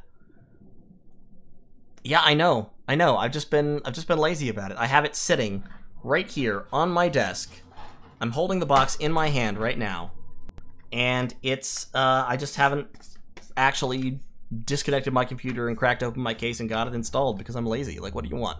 I have to work all day, man. Come on, cut me some slack. But I'll tell you what, I'm excited for all the stuff coming for Skaven and Lizardmen. I've talked about the patch a little bit in a video, obviously, but after watching the Ever-Chosen Invitational and some of the stuff that's come after that, I think there's going to be a lot of very, very cool changes coming up. Like, just the fact that the Skaven will have efficient artillery is going to change the game a lot. And yes, I'm counting Jezzails are artillery, like, no doubt. They have 300 range. They're effectively deck gunners, but with 75 extra range and a lot more toughness, because they have 70 armor and a silver shield, so they're hard to kill. Like, if you look at deck gunners, the thing that keeps deck gunners from being really, really powerful is that it's not 75 actually, it's 55 more range. The thing that keeps deck gunners from being incredibly super powerful is that they have only 15 armor and 2,500 hit points, so they just get shot to death. And the whole point, of course, of Warplock Jezzails is that they cannot be outshot.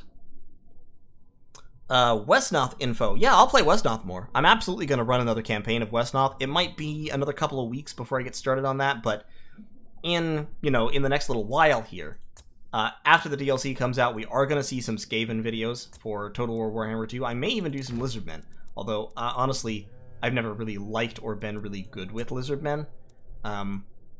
The faction just doesn't really appeal to me the way the Skaven do, or the Greenskins do. But yeah, at some point here, I'll probably do Into the Darkness, or a similar Westnoth campaign. I'm very much on the fence about recording Westnoth multiplayer, because to be honest, Westnoth multiplayer is not visually all that exciting for the time it takes. It takes a lot of time. A multiplayer match of Westnoth can easily take 3 hours, especially if you have 3 or 4 players. And those 3 hours, there's a lot of time just kind of sitting around, and not a lot of time actually moving units. It might be something that's worthwhile to stream, but I don't think it's something that you can effectively do a really good video on. Because, or at least not without extremely, extremely heavy editing. The way I might do it is I might actually go in and play a match and then do a video of the replay, where everything's moving a lot faster. That's one possible way to do it, but generally speaking, I think I'm going to stick to the campaigns for YouTube videos of Westnoth. Total War Warhammer, I know Total War videos that I do are not super popular on the channel, never have been. I'm going to do them anyway, because I love the game, and so I'm going to do videos on it. In terms of, by the way, my current leaderboard position, since I just picked this game up again after like 3 months of not really playing it, is 1,000, down from my height of like 400 or something. Sad. But I'll get back up there. Once the DLC drops, I'm absolutely going to be on Quick Battle playing Skaven a lot, because it will be all kinds of fun. I've also contemplated doing some of the older Total War games, but I don't think so. I mean, I might do maybe some an Empire playthrough or something like that if people are interested. But overall, I already have enough things to take up my time on the channel. Dominions obviously takes up like the majority of my of the channel time, and then I kind of fit other things in around the edges. I am going to be slowly drawing back on the Dominions down to probably about 50% or so. Skaven versus Greenskins, that's an interesting matchup. Dude, don't try to do that to me. Come on now. Rude. But I do think that... sorry, I'm now slightly distracted because I'm trying to do this at the same time. I do think that earlier games could be very interesting, but they just take a lot of effort in their own right. Let's get a couple of gutter runners. Let's get some night runner slingers, I think. Those are pretty effective against greenskins. Actually, let's only get 2 of those. And then we can go triple rat ogre. Is this an... Actually, this is kind of an artillery map, isn't it? This might work. You forgot to set the bless for your imprisoned god. Oh dear. Oh, that's a problem. You're pulling a, pulling a demise, huh? I've always enjoyed the imprisoned scales strategy in Dominions, but it's kind of nice to have like some kind of fairly powerful bless on there just to catch people by surprise turn 36. Some people have pulled that off very successfully. I haven't really. I mainly, if I'm going to take a bless, I mainly just go awake, to be honest. Just take a monster with 1 or 2 major blesses on it. You don't have to trash your scales too badly. If it's a, you know, a great white bull or a pig or something. Hey, +1 morale is the most powerful bless in the game, and you know it.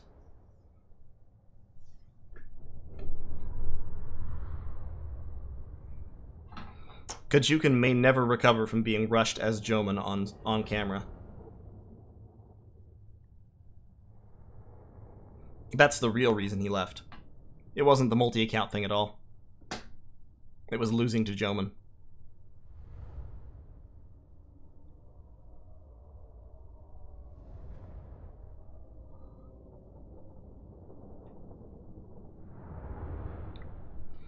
I contemplated doing like Total War Warhammer 2 campaigns on the channel as well. I kind of eventually decided against it, just because, I don't know, a lot of people do it. There's a lot of Warhammer 2 campaigns on YouTube, and I didn't feel like the world really needed my extra one, especially because, frankly, my computer isn't quite as fast as a lot of the major YouTubers, and so there'd be a lot more editing work. So, what we've got here is kind of like an infantry rush Skaven army. This is a pretty hilly map. I probably could have done really well to bring some Plague Claws here. But like I said, I'm extremely rusty at this game. It's been a long time since I played this. Much.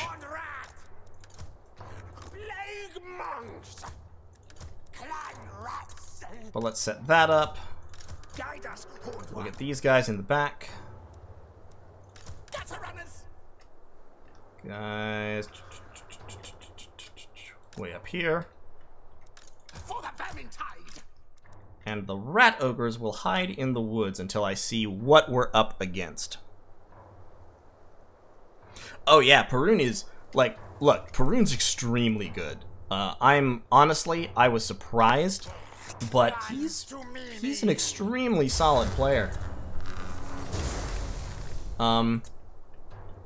He is not to be taken lightly. I don't have a whole lot of missile pressure in this army, which is probably my biggest weakness. But fortunately, I mean, against the greenskins, you don't have to worry about it too much.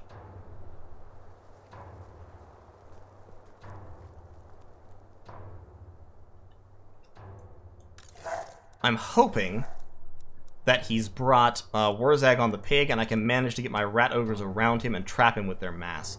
That would be ideal. I am, however, going to have to kind of concentrate fire on any cavalry he may have. Yeah. Well, okay, so here's the thing. Here's the thing, right? Perun was playing Nazca, and he's extremely diplomatically cunning. So what he did, pretty much, was he convinced people to do the thing that you should never do, and showed off why exactly you should never do it. He had everybody in the fucking game making deals with Nazca. And the deal is, you don't make deals with Nazca. Oh, hello. Hello, cavalry. Kill him, kill him, kill him, kill him, kill him. Kill him, kill him, kill him, kill him, kill him.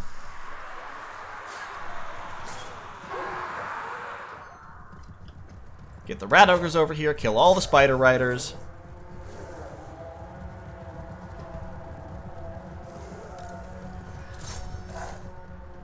Alright, that's the flanking force basically gone, I think.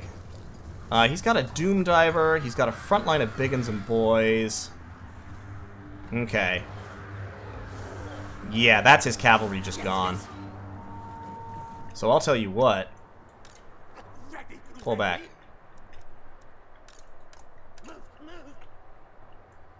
I don't want to try a headlong engagement, because frankly my micro is pretty bad. I would much rather finish off this engagement and then go in for that.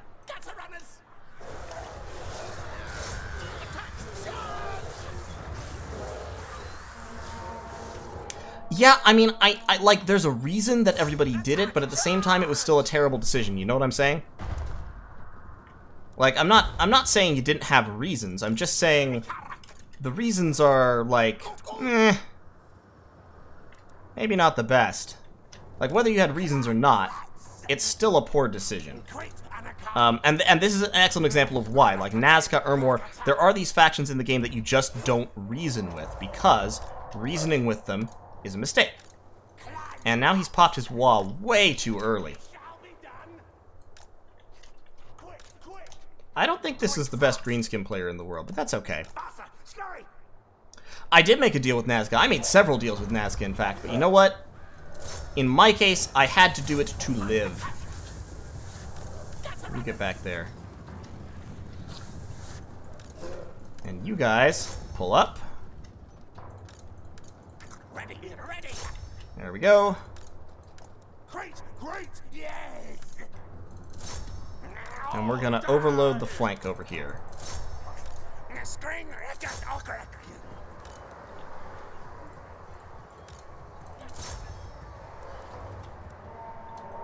Night runners. Good. Yep, and right in the back. So, yes.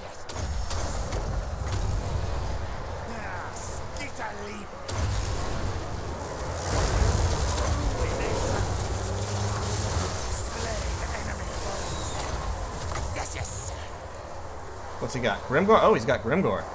Wow. What a pick. What a hero. What a hero of the people picking Grimgor.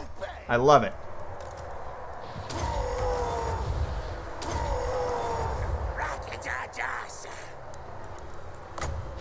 Let's just do that real quick.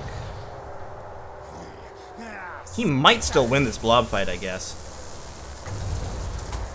Let's drop some Warp Lightning on the archers, make them move. Yep, all his guys are routing.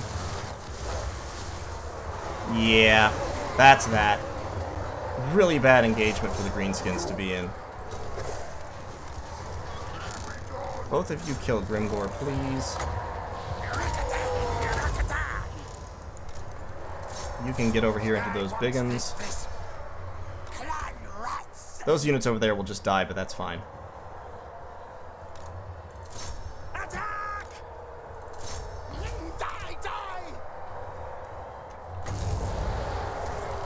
Sorry, a little bit distracted, of course. There, drop that on them. How are my assassins doing at Grimgor? Excellent. You guys go punch Grimgor as well.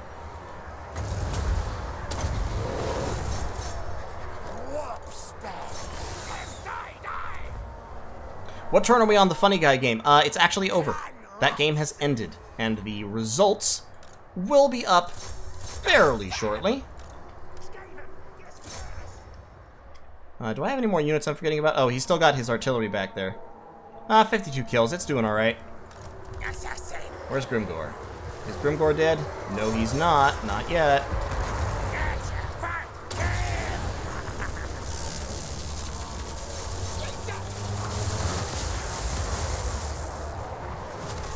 I can neither confirm nor deny any victories. You'll just have to find out when the videos come out, which should be pretty soon. Those Night Runners haven't gotten many kills, but I think they've gotten value. Alright. Yeah, just charge them. And get over that way. I can neither confirm nor deny. Okay. Well, that's that. But yeah, no, I mean, Nazca is a very powerful nation, and Perun effectively set himself up into an extremely dominating position pretty early on. I mean, Nazca's just really, really good. That worked out better than I had hoped, actually. I was helped by, of course, the fact that I managed to catch all of his cavalry and kill them immediately, but that worked out okay. Yeah, Nazca was... So this is the thing. In Dominions, there are nations that are just too dangerous to be negotiated with unless the alternative is immediate destruction.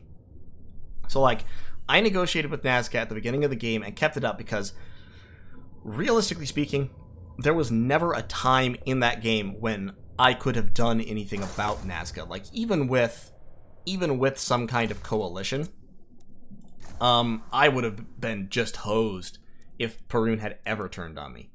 Realistically speaking, it would have been a huge problem. Is he really going high elves? Shit. I hate high elves. Let's do a dumb ninja army, actually. Standard die, Verminous Valor. Don't really need that. Oh, he's going Lizardmen. Let's definitely do a dumb ninja build. Definitely. Hey, Pedro. Nazca's quite broken. I mean, like, let's be real. We got 4 of those. We got 4 of those. Then let's get some infantry and stuff just to, like, distract, I guess. What map are we on? That's a pretty open map. Well, don't really have anywhere to hide.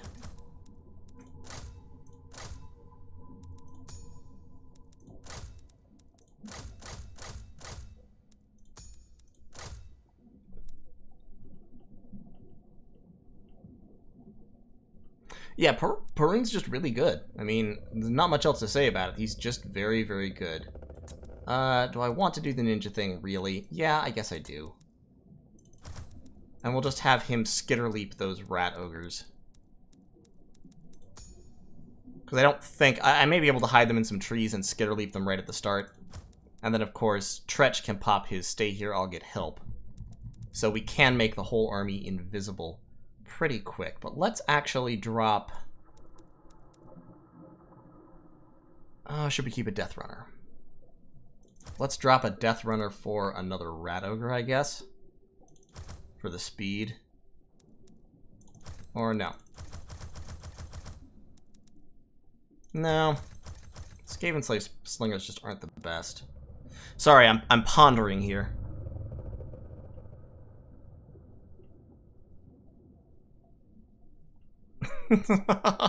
I already said I was sorry. That was bad. It was just bad. Yeah, a couple Skaven Slaves, why not? Alright, let's do it. I'm gonna get thrashed in this game because I'm playing a very stupid army. But we'll see. Maybe I can pull it off. Yeah, poor Takiti. I was just like, oh lord. I just didn't think anyone was gonna start there. I looked at that map and I was like, oh, it'll be fine. Like, Agartha will be in this cave. He doesn't care about the rivers. Everything will be okay. No, it was not okay. It was absolutely not okay. Ugh. Tir na Nog is honestly an interesting nation. I need to do a basic nation analysis on them, and I need to actually play them at some point. They're like the quintessential elf nation. And they kind of have all the tools that make elves a pain in the ass, but also interesting. Also kind of fun to play. Obviously, I hate elves as all right-thinking people should, but if you've got to be an elf, at least you can be, you know, Tir na Nog. Okay, good. I do have some trees.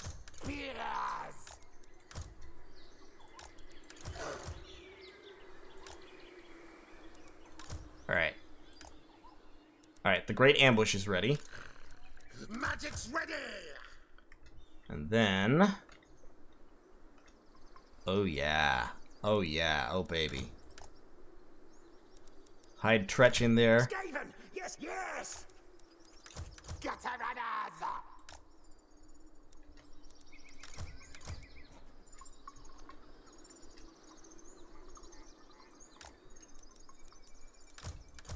Our tale is yours! Okay, this is... I'm probably not going to be able to talk a whole lot doing this, because if I want to give even a pretense of this being like an actual army, it's going to take a hellacious amount of micro.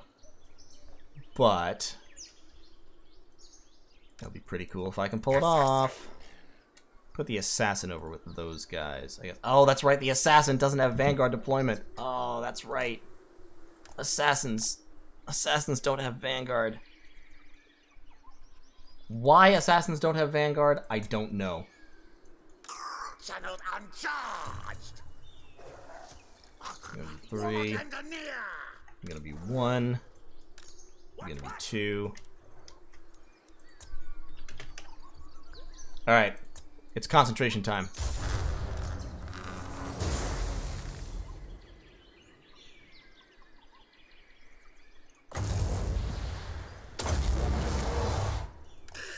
Unleash warfare! Worthy of Scryer!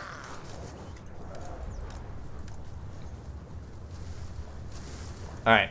Let's see if we can accomplish something with this. Can we? Doubtful. Okay, stay here, I'll get help.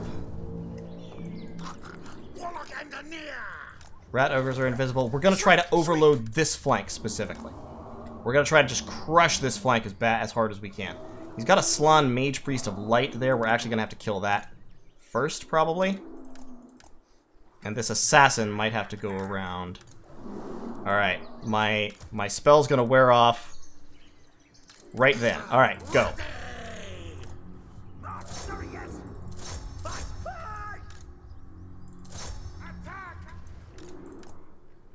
Is this going to work? Definitely not. Banzai!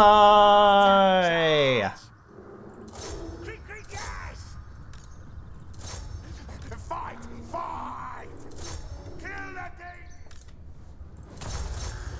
Kill them!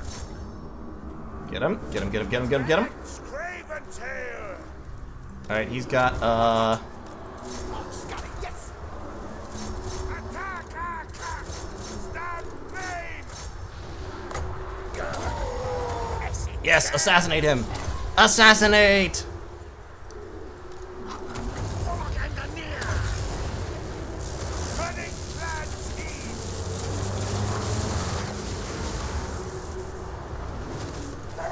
Alright, get out. Get through, get through, push through, push through, push through. Okay. I agree! Kill the Carnosaur. Fight, attack! Where's Tretch?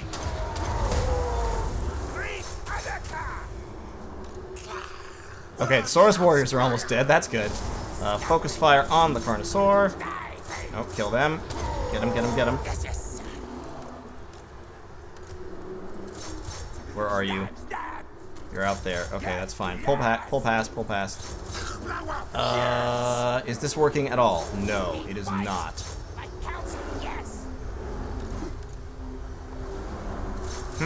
Yep, didn't work out. No, it's not working. It's not working. We're breaking. We're breaking out. All right, I gotta kill their commander. I gotta kill their leader. I gotta kill the Mage Priest. Get me some lightning on them. Give me some lightning on the Temple Guard.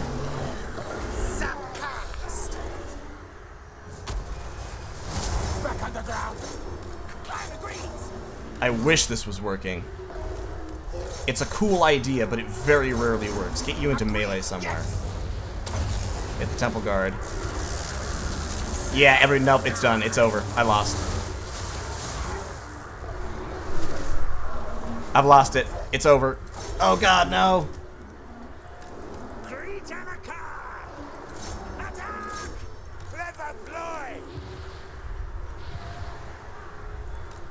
Move, run! Yes, yes, move!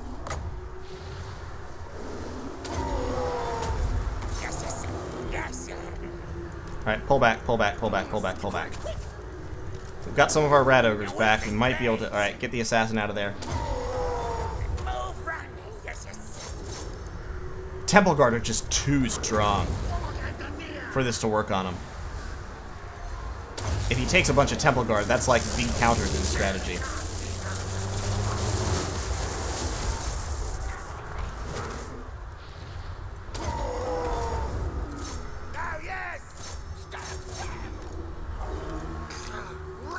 Get down this way. Try to bust through those skinks.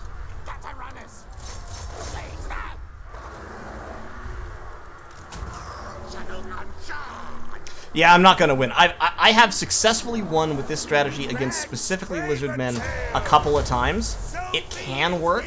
It's rare. And in particular, working requires the lizardman player to be super distracting. But what you can do, if you can concentrate a lot of fire on monsters that are fighting your death runners, you can do a lot of damage in a surprisingly short time. Unfortunately, I'm basically out of firepower. So, it is not... It's not gonna do. Unfortunately. But it was worth a shot. Oh, fuck. Yep, that... oof, that was bad. That's the badness.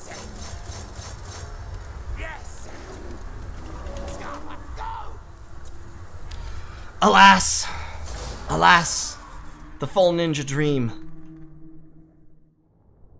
The ninjas just couldn't do it. What could I have done to make that work better? Well, I could have overcast the, Skitter Leap. Overcast Skitter Leap to give me twice the duration, if I had the magic for it, would have helped a lot. But my stealth abilities were just starting to wear off at that point, and it was a real problem.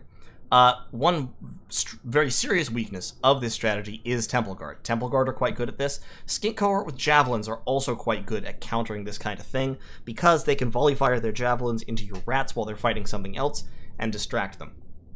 The strength of this combo is the Death Runner Gutter Runner combination, where the Death Runners debuff armor and then the Gutter Runners volley in. You saw we actually wiped out those Cold Run Spear Riders with pretty much no damage. The Feral Carnosaurs were kind of tough to deal with, though. So, you know, it could be better. Obviously, this kind of army is very meme. Once the patch comes out, and we have Stalking and Sniping Warplock Jezzails, plus Doom Flayers to put under the Skitter Leap, this might be a lot more viable than it is right now. But for right now, not particularly viable. It's just fun. I like to do it sometimes. Just because I enjoy scavening all over people.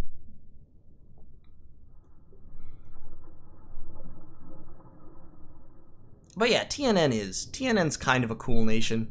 They're not the strongest, but they do have some very effective abilities. The Mage Assassins are really good, the Balanshi. I mean, the fact that they have Shi Lords, which are pretty effective thug chassis, and then they have a lot of air magic, and air magic is just pretty good. I mean, air magic is not bad at all. In general, it's one of the more powerful things you can... It's one of the more powerful paths around. I think I'm going to keep Crack's Call this time. Who am I against?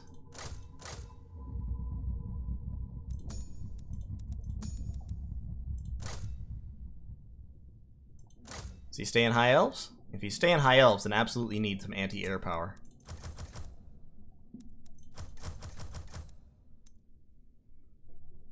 Nope, he's going Lizardmen again. Well, let's see what we can do then. We're gonna take a Warlock Engineer with nothing, just for the Mortis Engine effect, I think. Which is incredibly cheap. And let's also take an Assassin for dropping debuffs. Fun fact, and I don't know why this is, but for Assassins, concealment bombs cost 0. Like, taking them off doesn't save you any money. Sort of hilarious. And then for infantry, against the Lizardmen, your infantry line just isn't usually going to win, unless maybe it's Storm Vermin.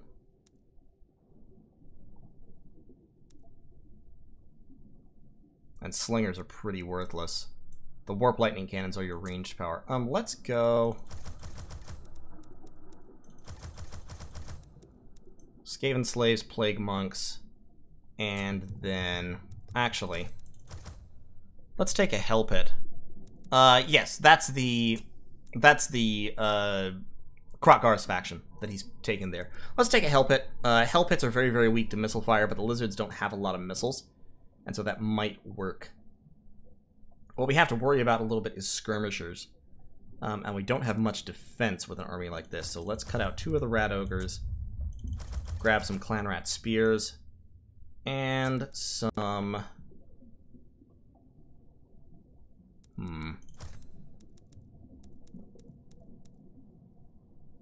One unit of Poison Gutter Runners to run around the back being an asshole, and then just a couple of Slave Slingers, I guess.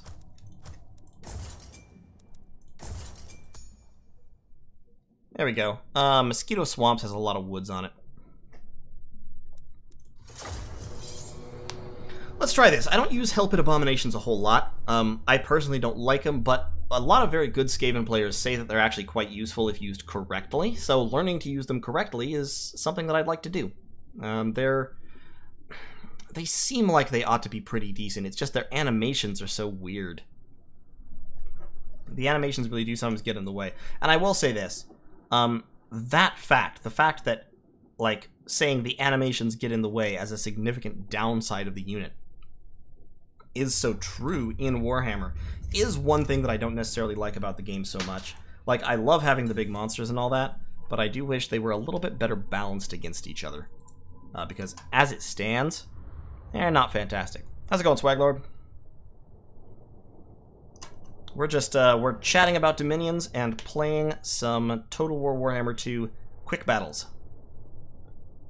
I'm trying to get back in shape before the DLC drops, because as soon as it does, my beloved rat people will be in a good bit better spot than they are currently. Not that they're terrible now, but they're not good. They're not strong in their current incarnation, and I would love, love, love to finally see them get a little bit of love. Plus, Ikit Claw just looks fucking sweet. I mean, seriously. He's got a Warpstone motorcycle. He's got a Doom Wheel. He rides around and doesn't give a crap about anything. Alright, so let's go.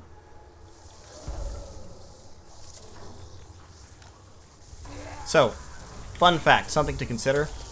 Warp lightning cannons are quite tall, and they fire from here, so they can shoot over small hills like this, but things like laser dinos have more trouble, so you can get a small but real tactical advantage by parking just behind low hills if you can.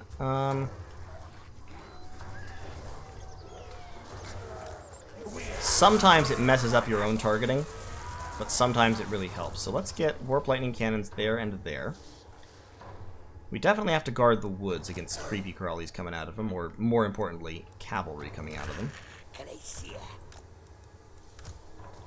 That's my centerpiece. And we'll keep him right by the Greyseer. For the front line, we'll have Skaven slaves spread out along the line.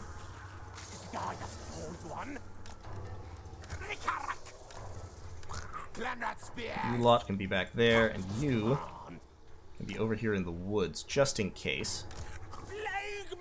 And then we'll get Plague Monks over on these sides. Meanwhile, in these woods we will put the Gutter Runners and the Rat Ogres. I always like to start off with my Rat Ogres hidden if I can, because they're just such targets. You can just provide a little bit of that mortising effect. Okay. What do we got? Oh, we got a Slan Mage Priest. Yeah, kill him. Absolutely.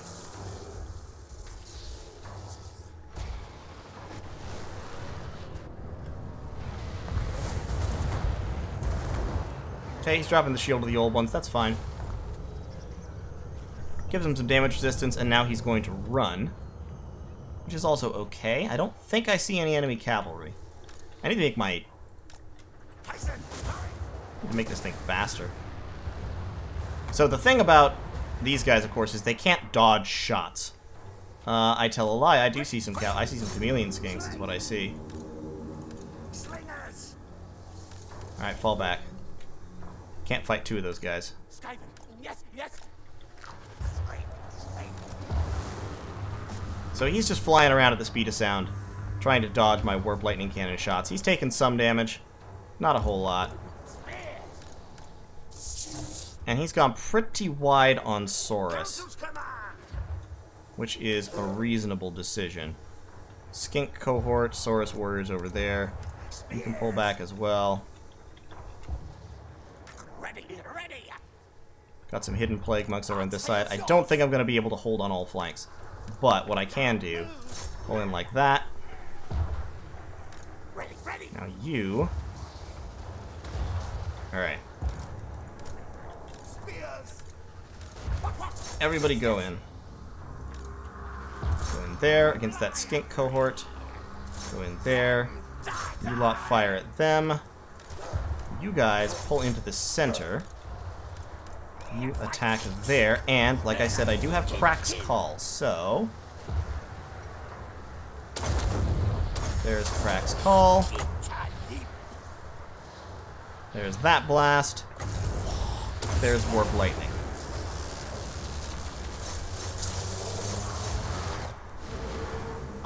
Drop the guns, fall back. You're fine. You can go in to combat. You can take them out. You drop the debuff. And my slingers are doing some pretty decent damage as well. Another cracks. Right there. This should be pretty good. Boom! There we go. That's what I wanted. Hell Pit is staying close to avoid snipage of my leader. No, that was wrong. Oh god, I clicked wrong. No, stop that, please. Oh god, oh Jesus. Oh, Temple Guard. Nasty, stay away from them. Fall back, fall back. You get back on your guns. You've driven them away. Where is my... There he is. Hell Pit needs to fall back. Rat Ogres need to go into the Chameleon Skinks if at all possible. Over on this flank, we are kind of collapsing because they've committed the dinosaurs. You are chasing off... Oh my god, the Slam Mage Priest is broken. I didn't even notice that. Okay, that's fine. Nope, run away. Run away. We're going to throw those guys into the Temple Guard. Bring him around this way, because those Temple Guard in the center are nasty. What I need, actually, is I need the Temple Guard to be kind of bunched up so I can hit them with this. Well, if they're not going to bunch up, just drop it right there, then.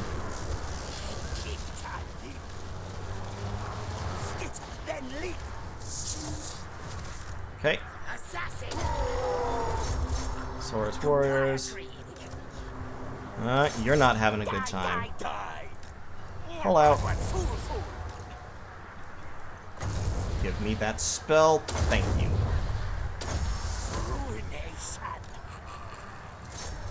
Okay, they saw that one coming.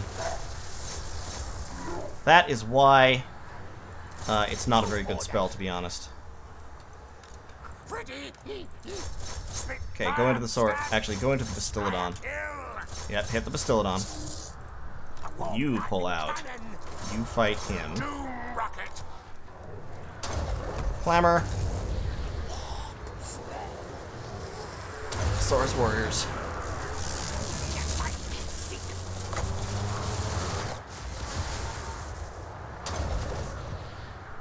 Burn him. Burn him, burn him, burn him, burn him, burn him.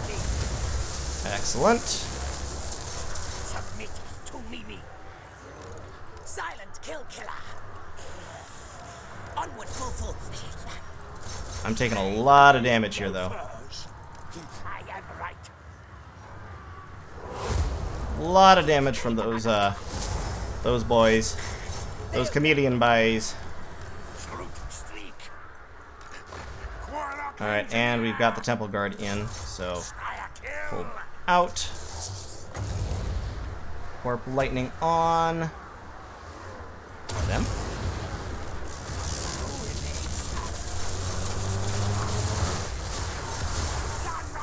Great. So we're pushing them off, but that's not really what we need to be doing. We need you guys to just attack the Chameleon Skinks. You, meanwhile, are still hidden, so you can come in and fight the Temple Guard. Pull out this way. Yep. Get on the guns. Get on the... Sneak your way onto the guns. Just sneak onto the guns real quick.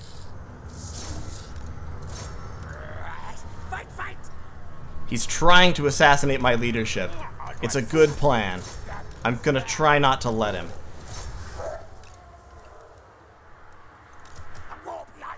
Oh my god, they let me get back on the guns.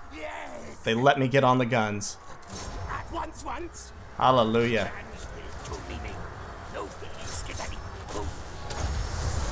I don't have any magic left. Oh god, no. Oh, help it. Help it, help me.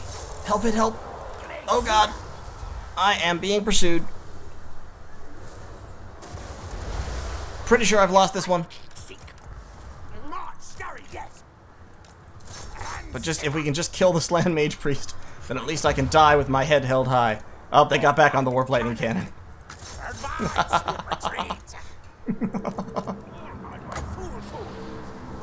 Fuck off.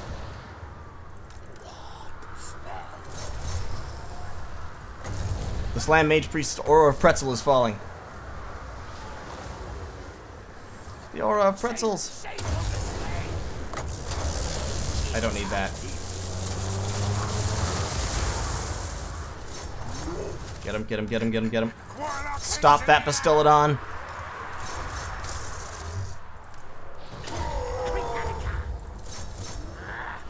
Kill. 300 health. My lord. Oh no, I broke. Ah, oh, fuck. Terror. Not the terror. Oh, there it goes. I lost him. See if we can get the Slan. Because my Hell Pit is still rolling. I've still got some... The leadership hit is bad, but if I can... Nah, it's over. It's over. The mass rout has started. If I can take out the Slan, then I might be able to even it slightly. But I think... Alright, because we're rallying over on this side somewhat. So if he's not watching his Slan real close... That's it. Fire into the mass. Fire into the mass while the Hell Pit's distracting him.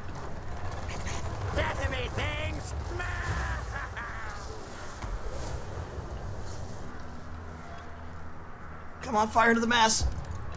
Yes! Warp lightning cannon. Now move. Oh my god, it's kind of working. You Death Master.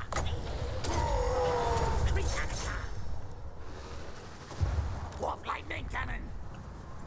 Spears. Fire. Yes. Yes. The mask of fear. Fight! Fight! Great Anacar! He's still got 800 health, though. God damn it. Nah, it's over. It's pretty much over. Shoot the Slan. Shoot the Slan. Ready, steady, doom. Nope, don't rout. Don't rout. Don't do it. Don't you do it. There we go. We killed the Slan. My Hell Pit is staying in there. Oh my... Fuck, the Warlock Engineer shattered. Guard mode. Fire. Attack! Plague monks. Hey, Fakey, how's it going? As you can see, we are not succeeding very much. It was an intense battle, but I think it's over now. Yeah, we didn't proc Too Horrible to Die, sadly, so that's it. That's the mass route. Good game. I'm gonna save that replay, though. That was a good one.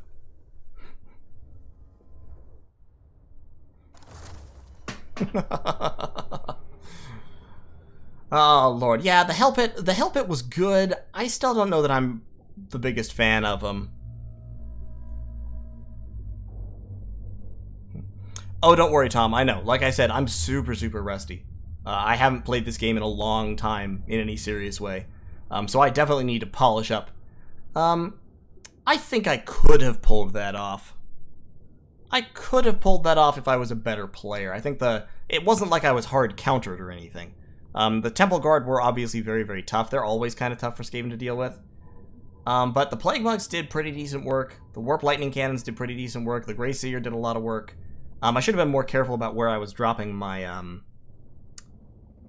my Crack's Call. I really should have saved those to hit the Temple Guard with and such. But eventually it came down to just his terror-causing monsters, which is real common in Skaven games. Against Skaven, if you can't take these things off the field, that's it, you're done. Because you just don't have a counter to the terror. And that is also actually something I'm looking forward to in the DLC. The Regiment of Renown Censor Bearers are going to have the Immune to Psychology aura, which will be a huge help for Skaven in matchups where you need it. Now, of course, they're going to be attached to this chassis, which is not super impressive. But it might be worthwhile. I mean, armor piercing, frenzy, so they hit pretty hard. The problem I have with Censor Bearers is just that even with 15% physical resistance, their armor is just too low. They melt to anything. Even if you get them into an ideal combat against their perfect target, like heavily armored slow infantry or monsters or whatever, they still just die. I actually did a game, I played a game against Janet on occasion a while back, where we were kind of on Discord messing around, and we just said, hey, you know what, let's test. Let's see if maybe the problem is just that people haven't been bringing enough Censor Bearers. So I brought 5. And spoilers, the problem was not that people weren't bringing enough Censor Bearers. The problem is that Censor Bearers are bad. I played Skaven against his Bretonnia, and I took Skrulk and 5 Censor Bearers, and I forget what all else, like 1 Warp Lightning Cannon, and a couple of Rat Ogres, and then a bunch of cheap infantry. And I did this massive flank with the Censor Bearers through the woods, and ran straight into his cavalry, and in the woods, to be perfectly fair, in the woods, 5 Censor Bearers against cavalry who didn't see them coming and didn't get a good charge off worked pretty well. But then they had to come out of the woods and they started getting shot and charged from different angles, and it was just a mess. They all got killed with almost no additional value. So they ended up killing like 2 units of Knights of the Realm, and that was it. Or Knights, Questing Knights, I'm sorry, not Knights of the Realm. So, overall, I would just stay away from them at present. The Regiment of Renown version might be pretty value. Kind of depends, I'm not sure. But yeah, right now the problem with the Skaven roster is just that you have a lot of tools that are niche but useful, but it's hard for you to afford to have those tools and also have some kind of infantry line to defend them with, because your infantry is not reliable. So if you want like infantry that will actually hold a line, you have to go up to Storm Vermin, which means you're paying 1,000 gold for just holding a line. And I mean, like, Shield Vermin, Storm Vermin, Sword and Shield, they do work. Their stats are decent. I mean, a front line of 3 of these guys will hold that patch of front line for quite a while, but it's not enough width to actually accomplish anything. You'll just be flanked, because you have invested 3,000 gold in units that don't kill very fast. They just stand there. I do sometimes do something like this, and I've had some success with this. Grey Seer on the Bell, because the Bell is fantastic. And just take all the bad spells off. And give him the Portents of Verminous Doom. And then you go 2 Storm Vermin Halberds, 2 Warp Lightning Cannons. That's an Oak, and then a couple of Rat Ogres, so 2 or 3 Rat Ogres. This is a pretty good core for a lot of matchups, just because the Warp Lightning Cannons, they're expensive and inefficient, but they work. They do a lot of damage. And if you have the Storm Vermin Halberds tasked to defend them, then the Halberds are likely to survive into late game relatively unscathed. And so in the late game, they can kind of come out of their shell and do some work. Front lines of slaves are a thing, I mean, for sure. Like, you can take, you know, 6 Skaven slaves for almost nothing. But the problem is just their leadership is so low that they don't... I don't think slaves really do enough damage to deserve being spammed. Like, maybe 3 or 4 of them. And the same actually goes for the Skaven Slave Slingers. Skaven Slave Slingers do very little damage. I did a lot of tests on the Skaven Slingers to figure this out. The Night Runner Slingers do more damage than 2 Skaven Slave Slingers each. Because, A, they just do more damage, their missiles hit harder, and they have a lower reload time. I think. So, yeah, slightly lower reload time, and instead of 7 and 1, it's 10 and 1. So, Night Runner Slingers do more damage when they hit, and they're a lot more accurate. So even though there are many, many fewer of them, like 90 Night Runner Slingers actively outshoot 210 Skaven Slave Slingers. But yeah, the biggest problem that Skaven have is big terror-causing monsters. So ironically, the Lizardman matchup is actually pretty difficult for Skaven, whereas matchups like Greenskins, who don't tend to have a lot of terror-causing monsters, can be easier. Although, against Skaven, everyone knows to bring their big terror-causing monsters, so if I'm playing Greenskins against Skaven, I'm going to bring, like... it's going to be, like, Wurzag. Probably not on the pig, probably just on foot. Take his items. To avoid being sniped, that is. And then we could drop off some of these AoE spells that I don't really need. Keep Here We Go, don't need Foot of Gork. Keep just a couple of spells, and then take a couple Goblin Big Bosses for Encourage. And then you take the Arachnorok Queen. Or maybe like a... You don't really take a Giant, because Giants are missile bait. But you take the Arachnorok Queen, and maybe a couple of... I mean, like, you could take Trolls. Probably not. Their leadership is also pretty low. But you take the Arachnorok Queen, you take some Skirmish Cav, because Skaven kind of have trouble dealing with really cheap Skirmish Cav like this. And then a whole bunch of, like, mid-tier infantry, like Savage Orcs. You can take a whole bunch of Savage Orcs. And a couple of Archers, in case there's something you want to shoot at, like a Hell Pit or Rat Ogres. And some Squig Hoppers, because they're great anti-infantry. And so an army like this can be very difficult for Skaven to deal with, just because you have this big, fat, armored target that they pretty much have to shoot at with their artillery. But if they're shooting at this with their artillery, the infantry and the Squig Hoppers are actually going to eat most Skaven front lines alive. Now, obviously, and keep in mind, I am not an expert Total War Warhammer player, and the players who actually are experts, like Aerokrastic, is really, really good at playing Skaven, and he has his own style of playing Skaven, which is different from mine, and more successful, to be honest, since he's, you know, a tournament player who's won money at the thing. So, you know, take everything I say with a grain of salt. This is just kind of my experience, and like I said, I'm rusty. I haven't been playing the game. So it may have changed since last I knew. In any case, it is about 4:30, and I think it's close to time for me to wrap the stream up. Thank you all so much for watching. I really appreciate y'all's attention, and that you would like to spend some of your time with me. It warms the cockles of my black and shriveled heart. So, thanks once again. Look forward to Total War Warhammer 2 stuff coming up after the DLC drops. There will be more multiplayer matches, possibly even a little bit of Ikit Claw campaign, if I get off my ass and get my SSD installed by then. And, of course, there will be more Dominions, more Ultra Core, and sometime in the near future, there will be another run of Sid Meier's Alpha Centauri coming to a YouTube channel near you. So, I will see you all next time.